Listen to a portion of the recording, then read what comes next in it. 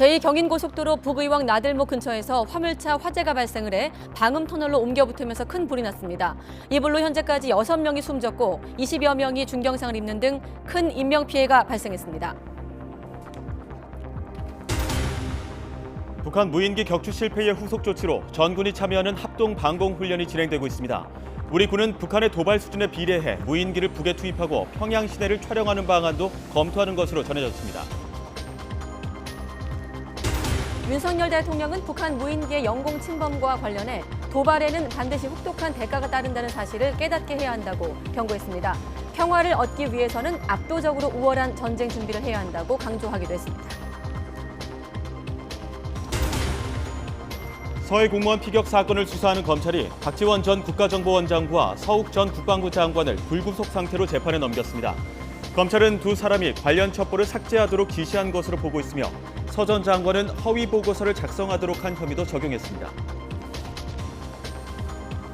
전 여자친구와 택시기사를 살해한 31살 이기영의 신상이 공개됐습니다.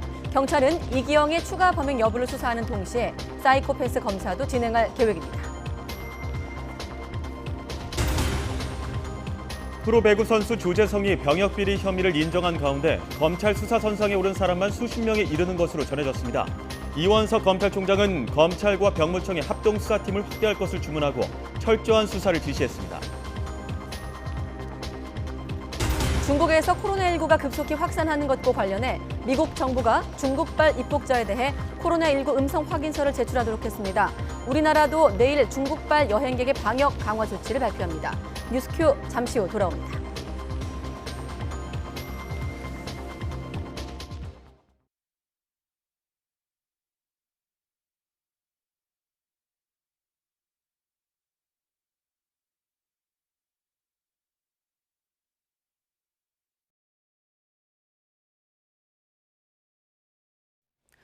네, 여러분 안녕하십니까? 가장 빠른 종합뉴스 뉴스큐 시작합니다. 네, 오늘은 인명피해가 늘고 있는 화재 현장부터 가보겠습니다.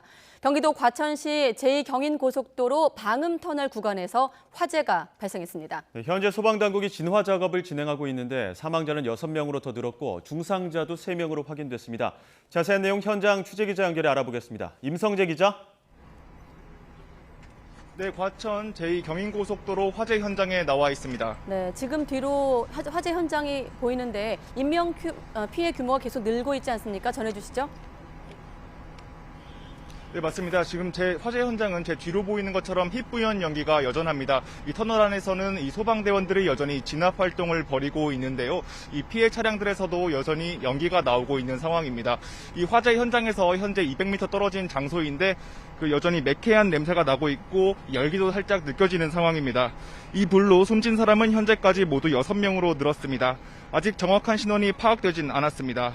얼굴에 화상을 입는 등 크게 다친 사람은 3명으로 확인됐고 26명은 연기를 들여마셔 이 병원으로 옮겨진 거로 파악됐습니다. 아직 불이 완전히 꺼지지 않은 만큼 인명피해가 더 늘어날 가능성도 남아 있습니다. 이 소방당국의 화재 신고가 접수된 건 오늘 낮 1시 50분쯤입니다. 이 경기도 과천시 제2경인고속도로 북의왕 IC 과천 지식정보타운 인근 방음터널 구간에서 불이 났습니다. 오후 3시 18분 초기 진화에 성공했습니다. 이 소방은 한때 2단계 대응 단계를 발령했다가 현재 1단계로 낮췄습니다. 또 제2경인고속도로의 화재가 난 부근 모든 차선이 양방향 통제 중이고 이 고속도로 아래 과천대로도 전부 통제하고 있습니다. 또 불이 나면서 일대 도로를 지나던 차량 운전자들이 대피하면서 현재 40여 대 차량이 현장에 그대로 남아있는 상황입니다. 이번 화재는 고속도로를 달리던 이 버스와 트럭 간 추돌 사고가 발생하면서 시작된 것으로 조사됐습니다. 경찰과 소방은 불길을 잡는 대로 정확한 피해 규모와 화재 원인을 조사할 계획입니다. 또 버스 안에 승객이 몇 명 타고 있었는지 등도 조사할 방침입니다. 다시 한번 말씀드리겠습니다. 이 불로 숨진 사람은 현재까지 모두 6명으로 늘었습니다. 아직 정확한 신원은 파악되지 않았습니다. 얼굴에 화상을 입는 등 크게 다친 사람은 3명으로 확인됐고 26명은 연기를 들이마셔 병원으로 옮겨진 것으로 파악됐습니다. 아직 불이 완전히 꺼지지 않은 만큼 인명피해가 더 늘어날 가능성도 남아 있습니다. 이 소방당국의 화재 신고가 접수된 건 오늘 낮 1시 50분쯤입니다. 경기도 과천시 제2경인고속도로 북의왕 IC 과천 지식정보타운 인근 방음터널 구간에서 불이 났습니다. 오후 3시 18분 초기 진화에 성공했습니다. 소방은 한때 2단계 대응 단계를 발령했다가 현재 1단계로 낮췄습니다. 또 제2경인고속도로에 화재가 난 부근 모든 차선이 양방향 통제 중이고 이 고속도로 아래 과천대로도 전부 통제하고 있습니다. 또 불이 나면서 일대 도로를 지나던 차량 운전자들이 대피하면서 현재 40여 대 차량이 현장에 그대로 남아있는 상황입니다. 이번 화재는 고속도로를 달리던 이 버스와 트럭 간 추돌 사고가 발생하면서 시작된 것으로 조사됐습니다. 경찰과 소방당국은 불길을 잡는 대로 정확한 피해 규모와 이 화재 원인을 조사할 계획입니다. 또 버스 안에 승객이 몇 명 타고 있었는지 등도 조사할 계획입니다. 지금까지 과천 제2경인고속도로 화재 현장에서 YTN 임성재입니다. 네, 방금 현장 기자가 200m 정도 떨어져 있는데도 매캐한 냄새가 상당하다고 할 정도로 이번 화재 규모가 큰 것을 확인할 수가 있는데, 자, 이번엔 화재 당시 현장을 목격한 분을 전화로 연결해서 당시 상황 얘기를 조금 더 들어보겠습니다. 자, 하영량 선생님 안녕하십니까? 네, 안녕하세요. 네, 아까 저희 취재 기자가 현장에서 화재 때문에 차를 두고 가신 운전자도 많다고 했는데 선생님께서는 화재 이후 어떻게 좀 이동하셨고 현재 어디에 계시는 겁니까? 저희는 이제 현장을 빠져나왔고요. 예, 처음에 이제 화재가 났을 때에는 현장에서 그 자동차들이 전부 다 후진을 하려고 시도를 했었어요. 예, 그래서 후진을 막 하려고 하다가 네. 얼마 안 돼가지고 그게 여의치가 않았는데 소방관님이 이제 막 걸어서 반대편에서 막 뛰어오셔서 네, 차들을 한쪽으로 다 이렇게 붙이시더라고요. 근데 거기가 이제 차들이 조금 움직일 수 있는 공간들은 있어서 차들이 안쪽으로 붙으니까 네, 그 사이로 이제 소방차들이 지나갔고 그리고 얼마 안 있다가 이제 그 차들을 그 중앙분리대를 열었나 보더라고요. 네, 그래서 차들을 전부 다 이제 방향을 틀어서 역주행으로 그 분리대 쪽으로 다 안내를 하더라고요. 그래서 이제 차들이 역주행을 해서 그 네. 분리대를 빠져나가서 네. 건너편 이제 차선으로 해서 이제 빠져나갔죠. 자, 그러니까 선생님 말씀을 들어보면 지금 화재가 발생한 곳이 경인고속도로 가련 고가교의 상행 방향인데 선생님께서 역주행으로 나오셨다고 하셨거든요. 돌아서. 그러니까 네. 이 상행 방향의 반대 방향, 하행에 계셨다가 역주행으로 돌아 나왔다 이렇게 이해하면 되겠습니까? 네네. 아, 그렇군요. 지금 보면 저희 뒤로 화면도 그렇고 아까 현장에서도 그렇고 굉장히 사고의 규모가 크고 불길이 좀 치솟았고 아수라장의 현장으로 좀 보이는데 직접 보신 상황은 어땠습니까? 현장은? 저희는 일단 조금 거리감은 있었는데 네. 처음에는 이제 사람들이 불이 나니까 네. 뭐지? 하면서 이제 차에 내려서 이렇게 보고 있는 상황이었어요. 예. 근데 이제 갑자기 폭발음이 들리는 거예요. 펑펑펑 하면서 이게 근데 그 폭발음이 들리면서 불이 점점 이렇게 저희 쪽으로 네. 이렇게 커져가는 느낌이 들었었거든요. 아까 차 안에서도 들릴 정도로 그 소리가 컸단 말씀이시군요. 네네. 그리고 예. 불이 점점 이렇게 저희 쪽으로 다가오면 불길이 이제 커져서 보이니까 예. 저희 차에도 이제 아이들이 있으니까 아내랑 이제 많이 놀래가지고 예. 어떻게 해야 되나 계속 차에 있어야 되나 이런 것들 가지고 같이 얘기를 하다가 네. 건너편 차선에 그 톨게이트 사무실 건물이 있었어요. 네네.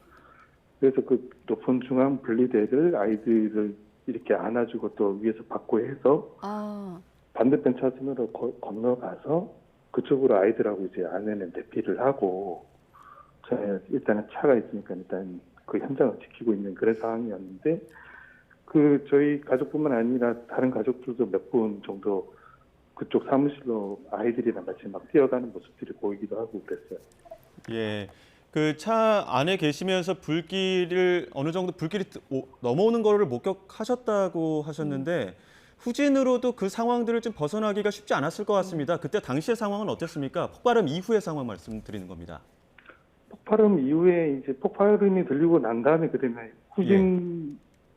후진하려고 하는 시도가 있었던 것 같아요. 네. 예. 근데 차량이 많이 이렇게 막혔을 것 같은데 그렇진 않았나요? 그 이제 저기 앞차에서부터 이제 후진 불이 들어오니까 예. 그럼 저도 후진을 넣고 그럼 또 뒷차도 후진을 넣고 그러면서 이제 조금 이렇게 뭐 속도는 느리지만 조금씩 예. 뒤로 가고 하는 상황이었어요. 네. 그 상황에서 이제 소방관님들이 이제 뛰어와서 차를 이쪽 옆으로 붙여달라 네. 하면서 이제 양쪽으로 붙이고 중간에 공간을 만들어서 이제 그쪽으로 소방차가 지나가고 그렇게 된 거죠. 네, 예. 중앙분리대를 열어서 소방관들의 지시에 따라서 사고 현장을 역주행으로 빠져나오는 과정을 선생님께 설명하셨는데 혼자만 계셨던 게 아니라 아이들을 포함해서 가족과 함께 계셨던 거군요. 네네네. 아, 네, 많이 놀라셨는데 이렇게 또 시간 내주셔서 현장 설명해 주셔서 감사드리고 조금 더 질문 드리면 지금까지 파악된 인명피해가 사망자 6명, 중상자가 3명 그 이상의 또 경상자도 있는 것으로 보이는데 혹시 좀 지켜보셨으니까 이런 인명피해가 좀 더 커질 가능성이 있다고 보십니까? 제가 멀리서 바라보는 네. 입장에서도 불길이 상당히 좀 컸어요. 예. 예. 근데 저 정도 불길이면은 사람들이 많이 다치겠다 하는 걱정이 되기는 했었는데 네네. 뭐 일단은 많이 다치지 않았으면 좋겠는데 아무튼 네. 그 불길이 적은 불길은 아니었습니다. 네. 예. 지금 저희도 화면에서 보면 이게 방음 터널인데 다시 한번 보여주실래요? 그 방음 터널 아래로 화재, 그 시설물들이 뚝뚝 떨어지는 모습이 보일 정도로 글쎄요, 지금 이게 가연 물질이 어느 정도 포함되어 있는 시설인지 모르겠습니다만 불길이 저렇게 덩어리째로 떨어지고 있는 모습이거든요. 혹시 뭐 일단 돌아 나오시느라 정신 없으셨고 분주하셨겠지만 주변의 다른 운전자들이나 목격자와 혹시 나눈 대화가 있을까요? 현장에서?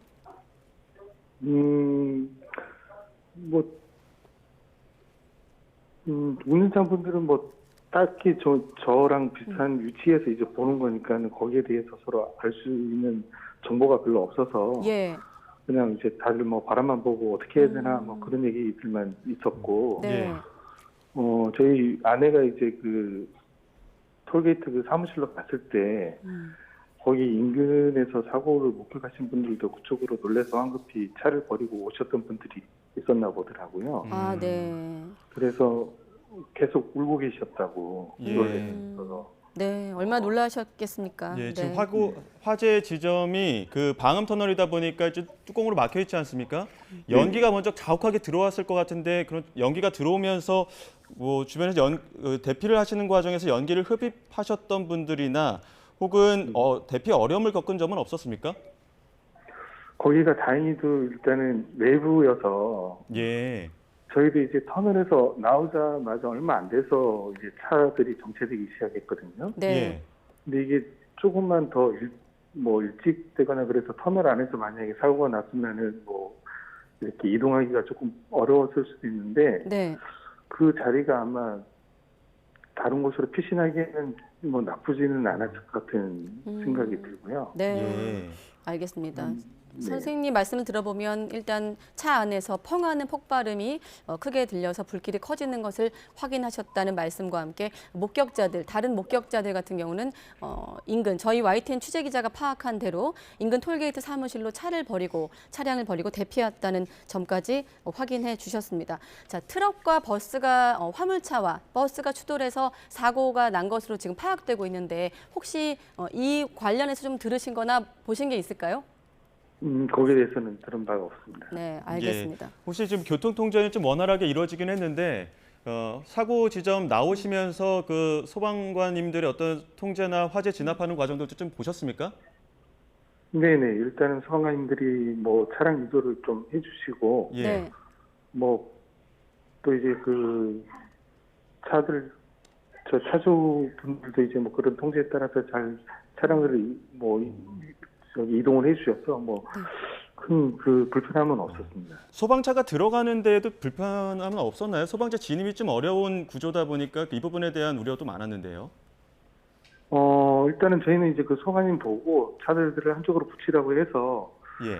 거기가 공간이 조금 차들 움직일 수 있는 여유가 있어요, 도로가. 네. 그래서 이제 빨리빨리 이렇게 붙였고 얼마 안 돼서 소방차가 지나갔거든요. 네. 그래서 뭐 그런 거에 대해서 저 위쪽에서 어떻게 되는지는 잘 모르겠는데 네. 예. 제가 있는 쪽에서는 일단은 뭐 원활하게 진행이 된 것 같습니다. 네. 예. 혹시 선생님께서 오늘 가족과 함께 이 길을 가셨다고 하셨는데 자주 다니는 도로이신가요? 이 도로가? 네네네. 알겠습니다. 네. 그럼 여기까지 듣기로 하고 저희가 또 추가적으로 속보를 통해서 화재 현장을 확인하도록 하겠습니다. 가족들과 함께 많이 놀라셨을 텐데 다시 한번 인터뷰 응해주셔서 다시 한번 감사의 말씀드리겠습니다. 네, 감사합니다. 네, 목격자분과 통화를 해봤고 이번에 사회부 취재기자와 함께 이번 사고 좀 더 알아보도록 하겠습니다. 네, 사회부 강민경 기자 나왔습니다. 네, 안녕하십니까? 네, 안녕하십니까? 자, 사고 경위 일단 1시 49분으로 파악되고 있는데 발생 시각이 사고 경위부터 정리해 볼까요? 네, 그렇습니다. 일단 첫 신고가 소방에 들어온 시각이 1시 50분 정도인데요. 1시 50분에 이제 한 200여 건의 신고가 들어왔다고 알려졌는데 네. 경기도 과천시의 제2경인고속도로 북이항 IC 과천 지식정보타운 인근의 터널에서 불이 났다는 신고가 일단 가장 많이 들어왔습니다. 그런데 이 터널이 이제 문제가 되는 게 여태까지 저희가 지금 계속 화면으로 보여드리다시피 방음 터널이거든요. 네. 방음 터널이라는 거는 소리가 들어가지 않도록 결과적으로는 이 하나의 차단막을 치는 건데 이거의 문제가 이러다 보니까 화재가 날 경우에는 연기가 이 안으로 몰릴 수밖에 없는 구조가 되는 겁니다. 이 때문에 이제 불이 시작되면 사실 연기가 그 내부로 좀 퍼질 수밖에 없는 상황이 되다 보니까 네. 피해가 좀 커진 건 아닌가라고 일단 추측은 하고 있는데 네. 자세한 거는 소방과 경찰이 조사는 봐야 될 것 같고요. 일단 불이 난 원인 자체는 저희가 1차적으로 취재한 결과로는 화물차하고 버스가 그 터널 안에서 충돌을 했다고 합니다. 그러다 보니까 일단 여기서부터 불이 시작이 됐는데 네. 이 터널에 방음 터널로 불이 옮겨 붙으면서 방음 터널에 삽시간에 불이 번졌고 이 때문에 지금 화재 피해가 커진 것 아닌가 추측이 되고 있습니다. 예, 지금 구조상 연기가 좀 많았었고 연기를 흡입한 분들도 많았는데 인명피해는 어떻습니까? 네, 지금 인명피해 상황 아직까지 계속 집계 중이어서 조금 더 봐야 하긴 합니다. 네. 그런데 일단 지금까지 나온 인명피해는 사망은 6명으로 확인이 됐습니다. 예. 일단 여기서 사망이 확인이 됐다는 거지 이제 추가적으로 어떻게 될지 상황을 좀 더 봐야 할 것 같고 특히나 일단 초지는 현재 나온 상태인데 아직 내부 수색을 전부 다 한 건 아니기 때문에요. 아직 인명 상황을 좀 더 체크를 해야 합니다. 그리고 일단 소방이 현재까지 확인한 거는 중상이 3명인데 이 중상에는 안면 화상 등 일종의 화상 상처를 입으신 분들도 있는 상황이고요. 네. 이 밖에 지금 경상이 26명, 이분들은 대부분 연기 흡입을 하신 분들입니다. 지금 현재 이제 이렇게 사상자가 집계가 되고 있는데 이 사상자 중에는 가장 나이가 많으신 분들은 70대 어르신도 계시고요. 네. 그다음에 이렇게 가족 단위로 함께 움직이다가 지금 이 연기를 흡입하신 경상자도 있는데 이런 경우에는 지금 10대나 20대도 있는 걸로 저희가 파악이 되고 있습니다. 조금 전에 저희하고 인터뷰하셨던 하영련 선생님께서도 가족과 아이들과 함께 이동하다가 화재를 목격하셨다고 말씀하셨습니다. 다시 한번 사고를 정리하면 북의양 인터체인지 부근에서 화재가 발생했는데 방음터널 구간에서 불이 났고 6명 사망, 3명 중상으로 파악되고 있습니다. 사고 지점은 지금도 양방향 모두 통제되고 있습니다. 아까 목격자도 일부 차량들을 우회시키는 과정에서 소방대원들의 어떤 지시에 대한 설명도 있었는데 이번 사고 관련한 소방당국의 대응도 소개해 주시죠. 네, 일단 소방당국은 이에 대해서 신고가 들어오는 즉시 현장에 갔는데 네. 일단 불이 워낙 번지고 있다 보니까 첫 신고 접수가 들어온 지 20분 후에 소방 대응 1단계를 발령을 했고요. 이제 그 다음에 바로 10분 뒤에 오후 2시 20분쯤인데 그때 경보를 대응 2단계로 상향 조정을 했습니다. 이제 경보 대응 2단계 정도 되면 주변의 소방 가용 인력이 거의 모두 투입이 됐다고 보시면 될 것 같고요. 네. 그런데 일단 지금 상황 자체는 초진은 다 끝난 상태입니다. 3시 20분쯤에 초진이 된 상태인데요. 네. 이걸 시간을 다시 역산을 해보면 약 1시간 반 정도 불이 났다고 보시면 될 것 같습니다. 네. 일단 초진이 잡혔으니까 소방 단계도 한 단계는 내려간 상황이고 현재는 다만 연기는 안에 좀 남아 있어서요. 그 연기를 일단 먼저 작업을 한 다음에 나머지 수색 작업을 계속 이어갈 걸로 보입니다. 그리고 터널 안에는 불에 탄 차량도 아직 남아 있다고 아까 네. 임성재 기자가 현장에서 전해줬습니다. 그렇습니다. 통행이 지금 안 되는 상황일 텐데 지금은 어떤 작업도 이루어지고 있는 겁니까? 네, 저희 취재 기자들이 지금 조금 전에 막 확인한 상황인데요. 네. 일단 사고가 난 그 터널 자체 그리고 양방향 도로는 아직까지도 통제가 되고 있습니다. 그리고 원래 조금 더 사고가 커지는 걸 방지하기 위해서 네. 그 아래에 있는 과천대로도 통제를 했는데요. 현재는 아래 과천대로 통제는 푼 상황이라고 합니다. 다만 사고가 난 방음 터널 자체는 아직까지 양방향 통제 중이라서 다소 교통이 막힐 걸로는 예상이 되고 있고요. 그리고 지금 이 화재가 좀 커진 이유, 그러니까 불이 이렇게 자주 옮겨붙은 이유는 무엇인가에 대해서 지금 저희 취재 기자들이 좀 알아봤더니 네. 이 사고가 난 방음 터널의 재질이 PC 폴리카보네이트라는 재질이라고 하거든요. 역시나 가연 소재였네요. 그렇습니다. 네. 이게 이제 불을 잘 타는데 이게 왜 방음 터널에서 왜 이거를 쓰느냐? 그러면 보통 투과율이 좋아서 햇빛이나 뭐 이런 거에 대해서는 문제가 네. 없고 또 잘 깨지지가 않는답니다. 예. 아무래도 교통사고는 이제 부딪히는 사고가 많다 보니까 이런 네. 터널에 그런 부분에 신경을 쓴 건데 이런 폴리카보네이트 카보네이트의 가장 큰 단점이 불에 취약하다는 거거든요. 네. 이것 때문에 지금 이렇게 화재 사고가 났을 때 삽시간에 불이 번진 것 아닌가 추측이 되고 있습니다. 네. 화면을 그 현장 앞쪽에서 전면에서 봤을 때는 잘 몰랐는데 이렇게 바깥에서 보니까 상당히 방음 터널 구간이 정확히는 몇 미터 어느 정도 길인지 모르겠습니다. 상당한 구간이 있었고 그렇습니다. 지금 화면상으로도 지금 매캐한 연기, 검은색 불길이 올라오는 걸 보면 가연성 소재가 있었을 것으로 추정이 됩니다. 물론 아직은 사고 초기이기 때문에 조금 더 화재 원인에 대한 파악이 필요한 부분입니다만 혹시 더 전해줄 이유가 있을까요? 내용이 있을까요? 네, 일단은 소방이 계속 대응을 하고 있으니까 들어오는 소식을 계속 체크하는 게 가장 중요할 것 같고요. 네. 약 10분쯤 뒤에 현장에서 아마 소방의 브리핑도 예정되어 있어서 그 정보를 좀 더 살펴봐야 할 것 같습니다. 가장 중요한 거는 인명피해이기 때문에 일단 네. 소방 역시 그 부분에 좀 더 초점을 맞출 걸로 보여서요. 저희도 역시 인명피해를 중점적으로 새로운 소식 들어온 대로 전해드리면 될 것 같습니다. 예, 강민경 기자와 함께 화재 사고 경위 알아봤습니다. 오늘 말씀 고맙습니다. 네, 감사합니다.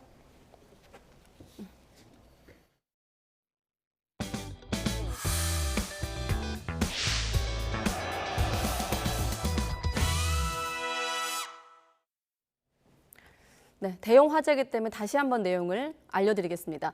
경기도 과천시 제2경인고속도로 방음터널 구간에서 화재가 발생을 했고 현재 소방당국이 진화 작업을 벌이고 있는데 사망자는 6명으로 늘었고 중상자도 3명으로 확인되고 있습니다. 네, 자세한 내용 현장 취재 기자 연결해서 알아보겠습니다. 임성재 기자. 네, 과천 제2고속도로 화재 현장에 나와 있습니다. 네, 여기서 강민경 기자와도 사고 내용 정리해봤고 또 목격자분에게도 여쭤봤는데 임성재 기자 취재한 내용 다시 한번 전해주시죠. 네, 이 사고 현장은 여전히 희뿌연 연기가 가득합니다. 이 터널 안에는 이 피해 차량들에서도 연기가 나고 있는 상황인데요. 이 소방대원들은 여전히 진화 활동을 벌이고 있습니다. 이 현재 제 뒤로 보이는 이 방음 터널은 앞과 뒤가 뚫려 있는 상황이지만 천장은 막혀 있는 구조입니다. 이 때문에 좀처럼 연기가 빠지지 못하는 구간이 있는 것으로 보입니다. 제가 지금 화재 현장에서 약 200m 정도 떨어진 장소에 서 있는데요. 이곳에도 이 매캐한 냄새가 여전한 상황이고 살짝 그 열기도 느껴지고 있는 상황입니다. 이 불로 숨진 사람은 현재까지 모두 6명으로 늘었습니다.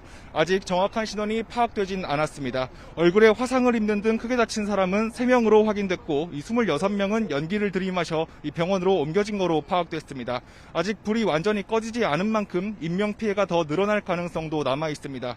이 소방에 화재 신고가 접수된 건 오늘 낮 1시 50분쯤입니다. 이 경기도 과천시 제2경인고속도로 북이왕 IC 이 과천 지식정보타운 인근 방음터널 구간에서 불이 났습니다. 이 오후 3시 18분 초기 진화에 성공했습니다. 이 소방당국은 한때 2단계 대응 단계를 발령했다가 현재 1단계로 낮췄습니다. 또 제2경인고속도로의 화재가 난 부근 모든 차선이 양방향 통제 중이고 이 고속도로 아래 과천대로도 전부 통제하고 있습니다. 또 불이 나면서 일대 도로를 지나던 차량 운전자들이 대피하면서 현재 40여 대 차량이 현장에 그대로 남아있는 상황입니다. 이번 화재는 고속도로를 달리던 버스와 트럭 간 추돌 사고가 발생하면서 시작된 것으로 조사됐습니다. 경찰과 소방은 불길을 잡는 대로 정확한 피해 규모와 화재 원인을 조사할 계획입니다. 또 버스 안에 이 승객이 몇 명 타고 있었는지 등도 조사할 방침입니다. 다시 한번 말씀드리도록 하겠습니다. 이 불로 숨진 사람은 현재까지 모두 6명으로 늘었습니다. 아직 정확한 신원이 파악되진 않았습니다. 이 얼굴에 화상을 입는 등 크게 다친 사람은 3명으로 확인됐고 이 26명은 연기를 들이마셔 병원으로 옮겨진 거로 파악됐습니다.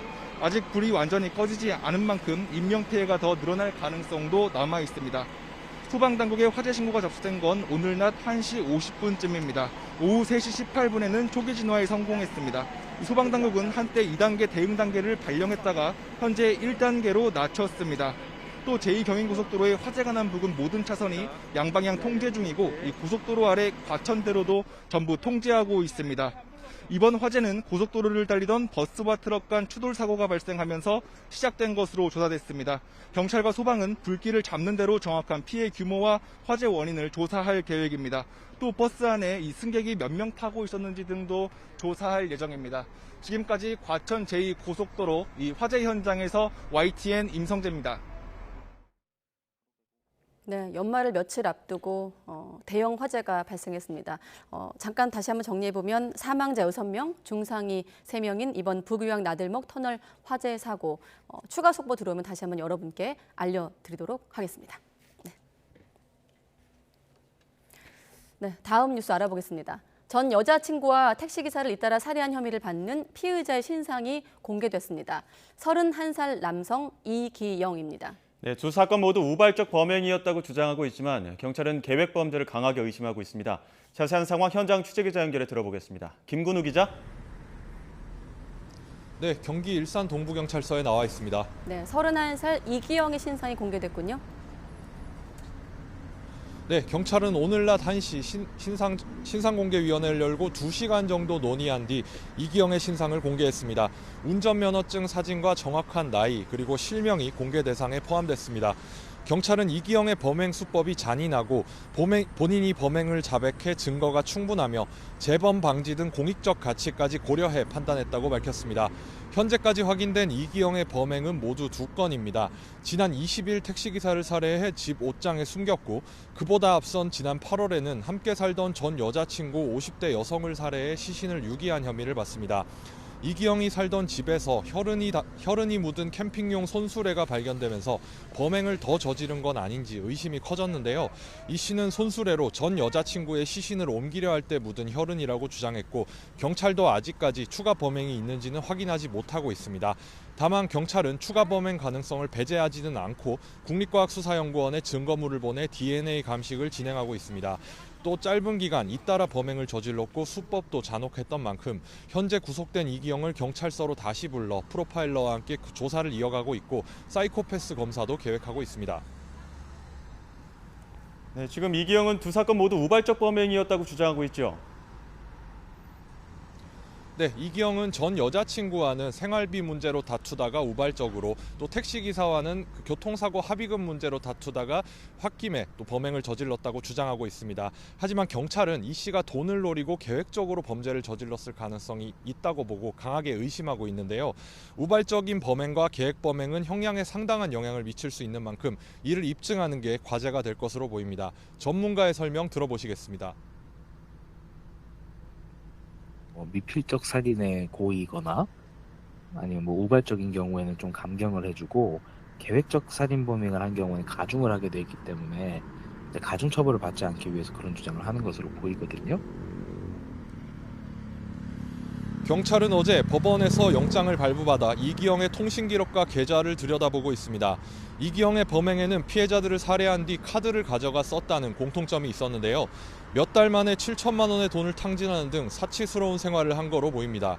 여기에 경찰은 전 여자친구의 시신을 철저히 유기하고 숨진 택시기사인 척하며 가족들의 문자에 답하는 등 증거를 없애려 했던 행적에 관해서도 추궁할 방침입니다. 지금까지 경기 일산동부경찰서에서 YTN 김근우입니다. 질병이 있다고 속여 병역 의무를 제대로 지지 않도록 도운 브로커들과 병역 면탈자들을 검찰이 대대적으로 수사하고 있습니다. 이런 가운데 프로배구 조재성 선수가 브로커 도움을 받아 병역 비리에 가담했다고 시인했는데요. 취재기자 연결해 자세한 내용 알아보겠습니다. 안동준 기자. 네, 사회 일부입니다. 네, 이번 병역 비리 논란 관련해서 유명 스포츠 선수들도 연루됐다고 알고 있었는데 혐의를 직접 인정한 건 조재성 선수가 처음이죠? 네, 그렇습니다. 프로배구 OK금융그룹의 조재성 선수가 어젯밤 SNS에 글을 올렸는데요. 자신이 병역비리 가담자라며 병역 의무를 다하고 있는 분들과 구단 팬들에게 진심으로 사죄한다고 밝혔습니다. 현역 입영 대상자였던 조재성은 뇌전증 증상을 거짓으로 호소해 지난 2월 재검에서 4급 사회복무요원 판정을 받은 것으로 알려졌습니다. 프로배구와 프로축구 선수 여러 명이 병역 면제를 받은 혐의로 수사를 받고 있는데 자신이 병역 면탈을 시도했다고 공개적으로 시인한 건 조재성 선수가 처음입니다. 이달 초부터 서울 남부지검은 병무청과 합동수사팀을 꾸려 브로커와 병역 면탈자들을 수사하고 있는데요. 이런 가운데 이원석 검찰총장은 오늘 양석조 서울 남부지검장을 불러 합동수사팀을 확대하고 신속하고 철저하게 수사하라고 지시했습니다. 이어 공평하게 이행돼야 할 병역 의무를 피한 사람들과 신성한 의무를 오염시킨 브로커 그리고 의료기관 종사자 등을 엄정히 수사하라고 당부했습니다. 앞서 합동수사팀은 지난 21일 직업군인 출신 브로커 구모 씨를 구속 상태로 재판에 넘기고 비슷한 혐의를 받는 또 다른 브로커 한 명도 추가 적발해 조사하고 있습니다. 이들을 포함해 현재 검찰의 수사선상에 오른 사람만 수십 명에 이르는 것으로 전해져 앞으로 사건이 일파만파 커질 가능성을 배제할 수 없습니다. 지금까지 사회 1부에서 전해드렸습니다.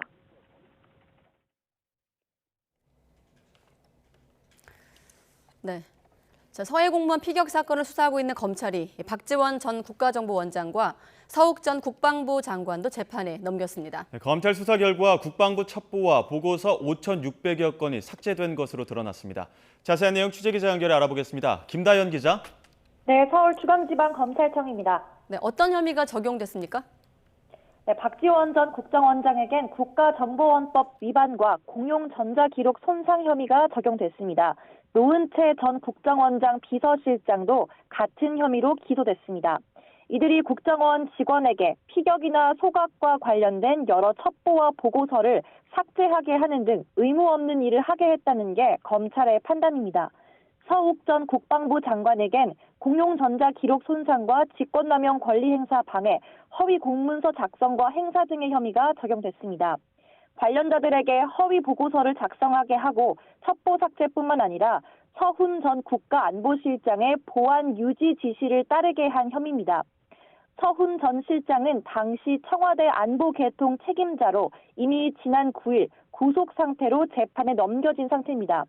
기소 당시에 첩보 삭제 지시 혐의가 빠지면서 이번에 추가 기소가 이뤄질 거란 관측도 나왔는데요. 검찰 관계자는 서훈 전 실장에 대해선 아직 수사가 더 필요하다는 입장으로 다만 보안 유지 지침이 사실상 사건의 은폐를 지시한 거로 보는 것이 상당하다고 본다, 이렇게 설명했습니다. 또 문재인 전 대통령에 대해선 서면 조사를 하지 않았다고도 밝혔습니다. 검찰 수사 결과 국방부의 경우 첩보와 보고서 5,600여 건이, 국정원은 50여 건이 삭제된 거로 파악됐는데요. 박 전 원장은 기소 직후 입장문을 통해 재판에서 부당함이 밝혀지길 기대한다며 비서실장까지 재판에 넘겨진 거에 대해 유감을 드러낸다고 밝혔습니다. 네, 김다연 기자 수고했고요. 앞서 전해드린 화재 속보, 이번엔 소방이 상황을 설명할 예정인데 현장으로 바로 가보겠습니다. 지금부터 가련동 제2경인고속도로 사고 관련 언론 브리핑을 실시하도록 하겠습니다. 저는 과천소방서 재난예방과장 남승현입니다. 먼저 사건 개요입니다. 일시는 22년 12월 29일 목요일 13시 49분에 사건 접수되었으며 장소는 과천시 가련동 314-1 제2경인고속도로 안양에서 성남 방향입니다. 발생 원인은 현재 조사 중입니다. 인명피해 현황은 현장 응급의료소장이 말씀해 드리겠습니다. 현장 응급의료소장 김현희입니다. 현재 사상자는 총 42명이고 이 중 사망 5명, 중상 3명, 경상 34명입니다. 중상 3명은 평촌 한림대병원으로 2명, 안양센병원으로 1명 이송하였고 경상 34명은 서울송모병원, 안양센병원, 분당 차병원 등으로 이송하였습니다. 총 37명 이송을 하였으며 사망자 5명은 현재 이송 준비 중입니다. 현재까지 동원 현황입니다. 소방력은 총 219명, 장비는 94대가 동원되었습니다. 조치사항입니다. 14시 07분에 소방대가 선착했으며 14시 10분 대응 1단계를 발령하였으며 14시 22분 대응 2단계 발령 후 14시 33분 대응 1단계를 하향하였습니다. 15시 18분 초진되었으며 16시 12분 완전되어 대응 단계가 해제된 상황입니다. 이상으로 1차 언론 브리핑을 마치도록 하겠습니다. 지금 원인이나 이런 것들에 대해서 좀 초기 조사가 이루어진 게 있나요? 화재 원인은 아직 조사 중입니다. 정확하게 결과가 나오는 대로 다시 언론 브리핑 실시하도록 하겠습니다.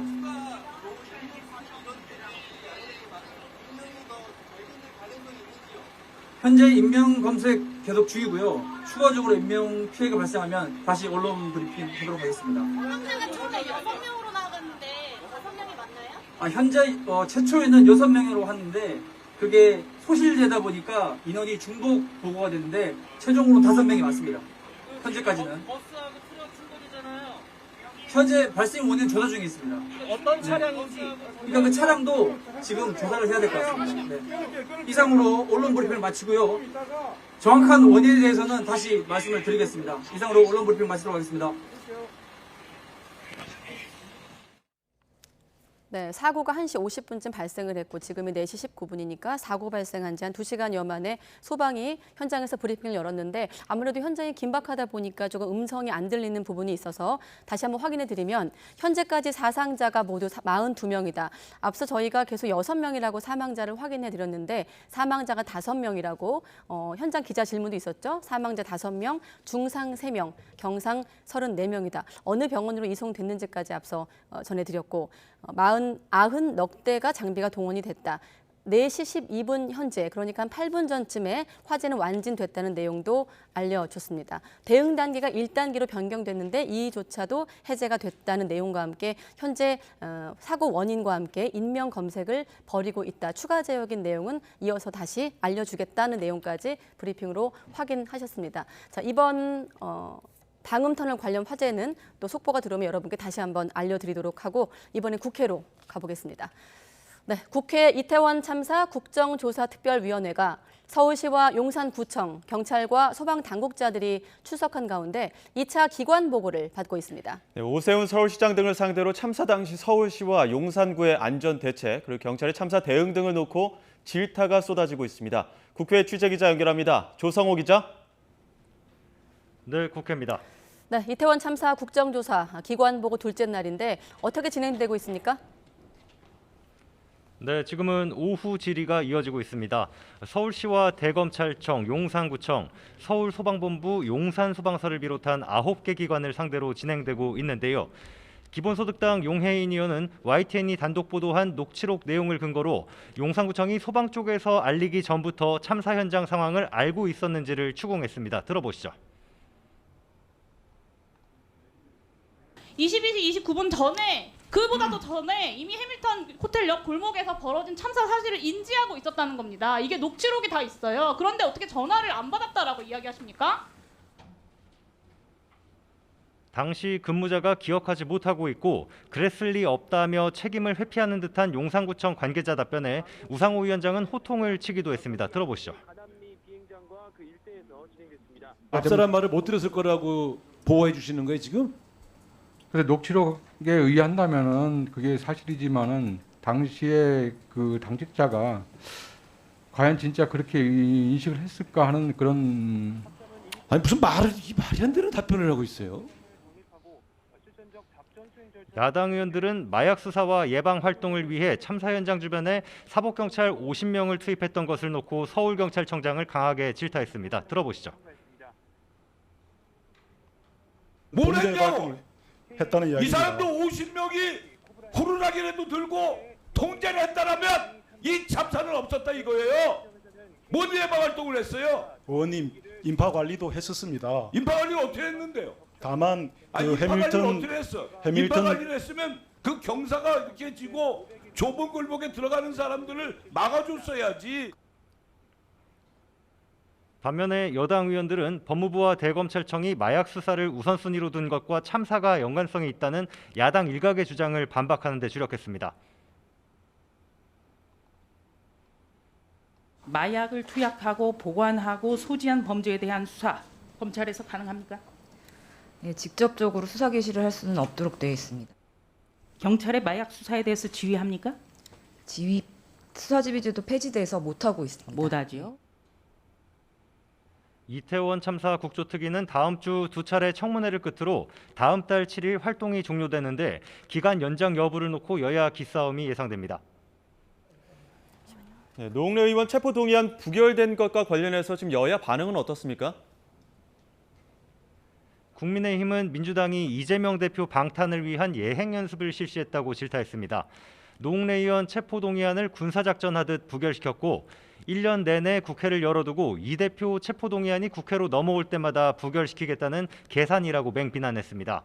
그러면서 이 대표 사법 리스크의 본질은 권력형 부패이자 사라져야 할 망국적 정경 유착이라고 주장했는데요. 주호영 원내대표 발언 들어보시죠.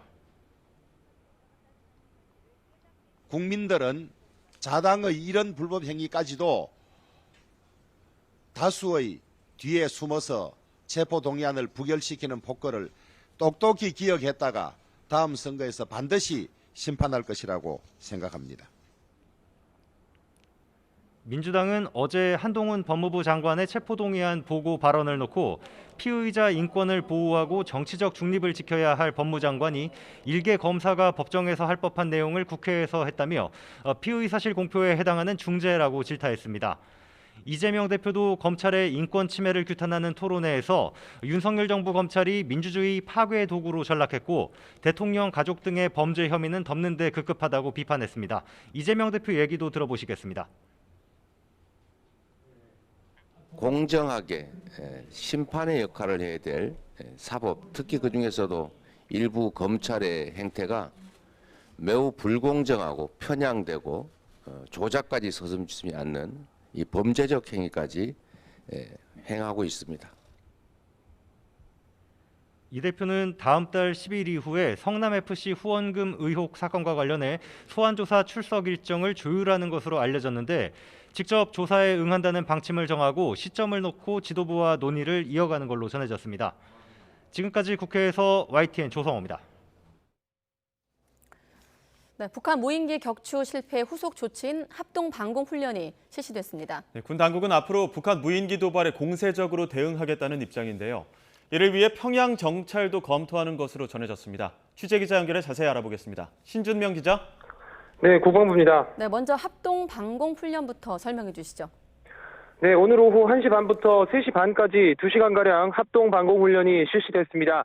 경기 양주시 가남리 비행장과 그 일대에서입니다. 합참은 2m급 소형 무인기에 대한 대응 작전 개념을 정립하고 실전적 작전 수행 절차 숙달을 위해 이번 훈련을 실시했다고 밝혔습니다. 합동참모본부 주관 아래 육군 지상작전사령부와 항공사령부, 공군작전사령부 등이 참가했습니다. 훈련은 북한 무인기가 우리 영공을 침범한 상황을 가정하고 이를 탐지 격추하는 실전적 방식이 적용됐습니다. KA-1 경공격기, 아파치, 코브라 헬기 등 10여 대의 유무인 전력 자산이 참가했습니다. GOP 후방 지역에서는 KA-1 경공격기가 적 무인기를 육안으로 식별하고 아파치 헬기의 기관포로 격추하는 훈련이 진행됐습니다. 민가 피해가 우려되는 지역에서는 드론건이 장착된 500MD 헬기로 공격하는 훈련이 실시됐습니다. 지난 26일 우리 영공을 침범한 북한의 소형 무인기를 한 대도 격추하지 못한 것에 대한 후속 조치의 일환입니다. 군 당국은 무인기 대응 훈련은 지난 10월 호국 훈련을 마지막으로 1년에 2번씩 정기적으로 실시해 왔다면서도 이렇게 가용한 자산을 모두 동원하는 실전적 통합 훈련은 지난 2017년 이후 5년 만이라고 밝혔습니다. 네, 합동 방공 훈련 외에도 지금 군 당국 대대적인 후속 조치 내놨죠? 네, 군 당국은 그동안 소극적이었던 대북 무인기 대응 작전을 공세적으로 바꿀 계획입니다. 북한의 도발 수준에 비례해서 우리 무인기를 북측 지역에 투입해 정찰 활동을 벌인다는 건데 평양은 물론 평안북도 철산군 동창리에 대륙간 탄도미사일 발사장 등을 촬영해 사진을 공개하는 방안 등을 검토하는 것으로 전해졌습니다. 다만 현재 우리 군의 무인기 능력으로는 이 같은 대응이 다소 어렵습니다. 이번에 북지역에 침투한 무인기 송골매를 포함해 한국군과 주한미군이 보유한 무인기는 모두 스텔스 기능이 없어서 격추될 위험이 크기 때문입니다. 이를 위해 군은 북한의 방공망을 무력화할 수 있는 스텔스 무인기를 서둘러 개발한다는 계획입니다. 합참은 지난 27일부터 오늘까지 사흘간 전비태세 검열실 주도로 이번 무인기 대응에 어떤 문제와 보완점이 있는지를 살피는 현장 점검을 진행하고 있습니다. 또 현재 운용하고 있는 전력을 적의 소형 무인기 위협에 적절하게 활용할 수 있도록 최적화된 작전 수행 체계를 수립하고 있습니다.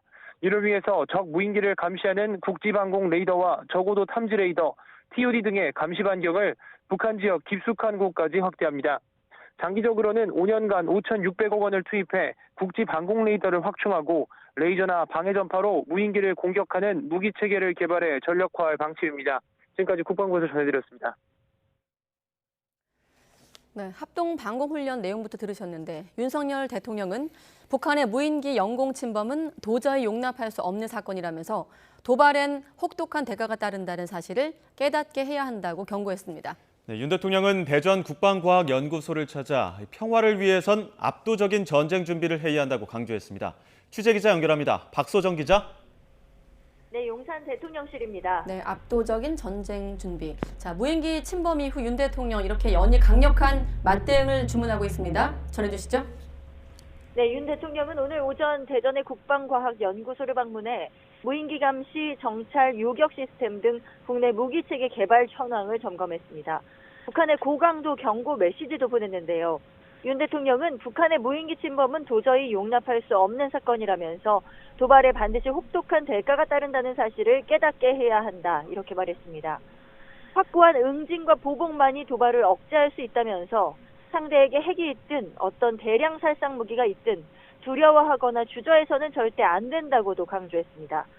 또 우리 군은 적에게 범접할 수 없는 두려움을, 국민에게는 확고한 믿음을 주는 강군이 돼야 한다며 평화를 얻기 위해서는 압도적으로 우월한 전쟁 준비를 해야 한다. 위장된 평화로는 안보를 지킬 수 없을 뿐 아니라 그 기반마저 무너진다고 지적했습니다. 윤 대통령은 또 북한 무인기뿐 아니라 우리 영공을 침범하는 모든 비행 물체에 대해 전반적인 대응 체계를 재검토하고 미비점을 신속하게 보완하라고 주문했습니다. 또 비대칭 전력을 강화하려는 북한의 대응에 우리 군의 전력 증강 계획도 전반적으로 재검토할 필요가 있다고 지적했습니다.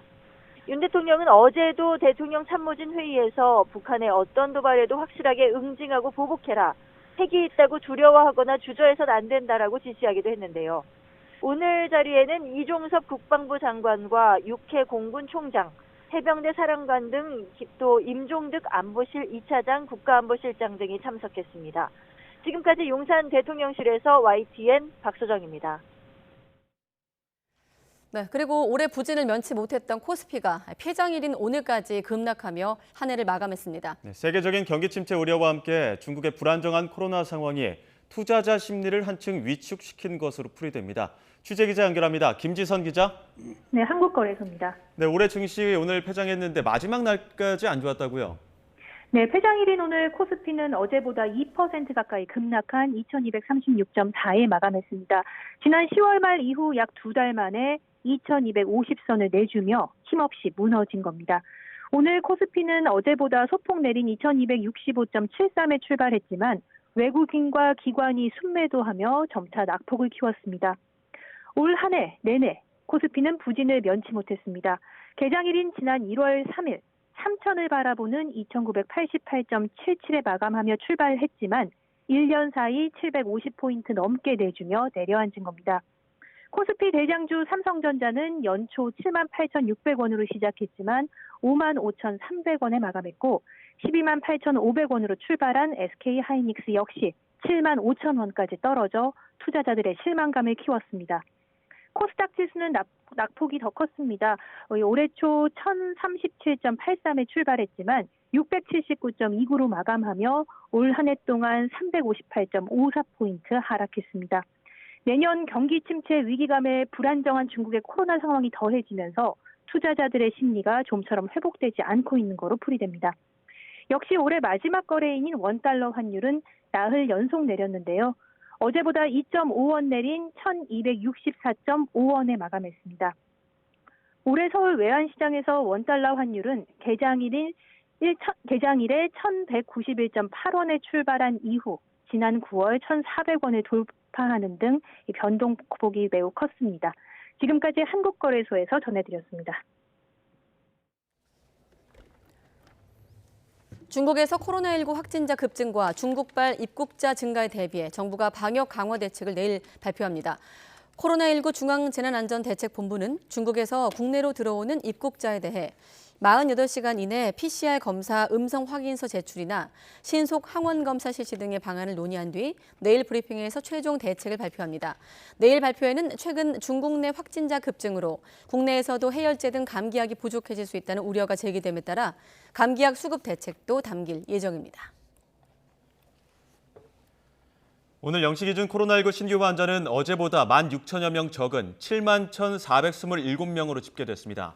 한 주 전보다는 4천여 명 적지만 2주 전과 비교해서는 1,000여 명 많습니다.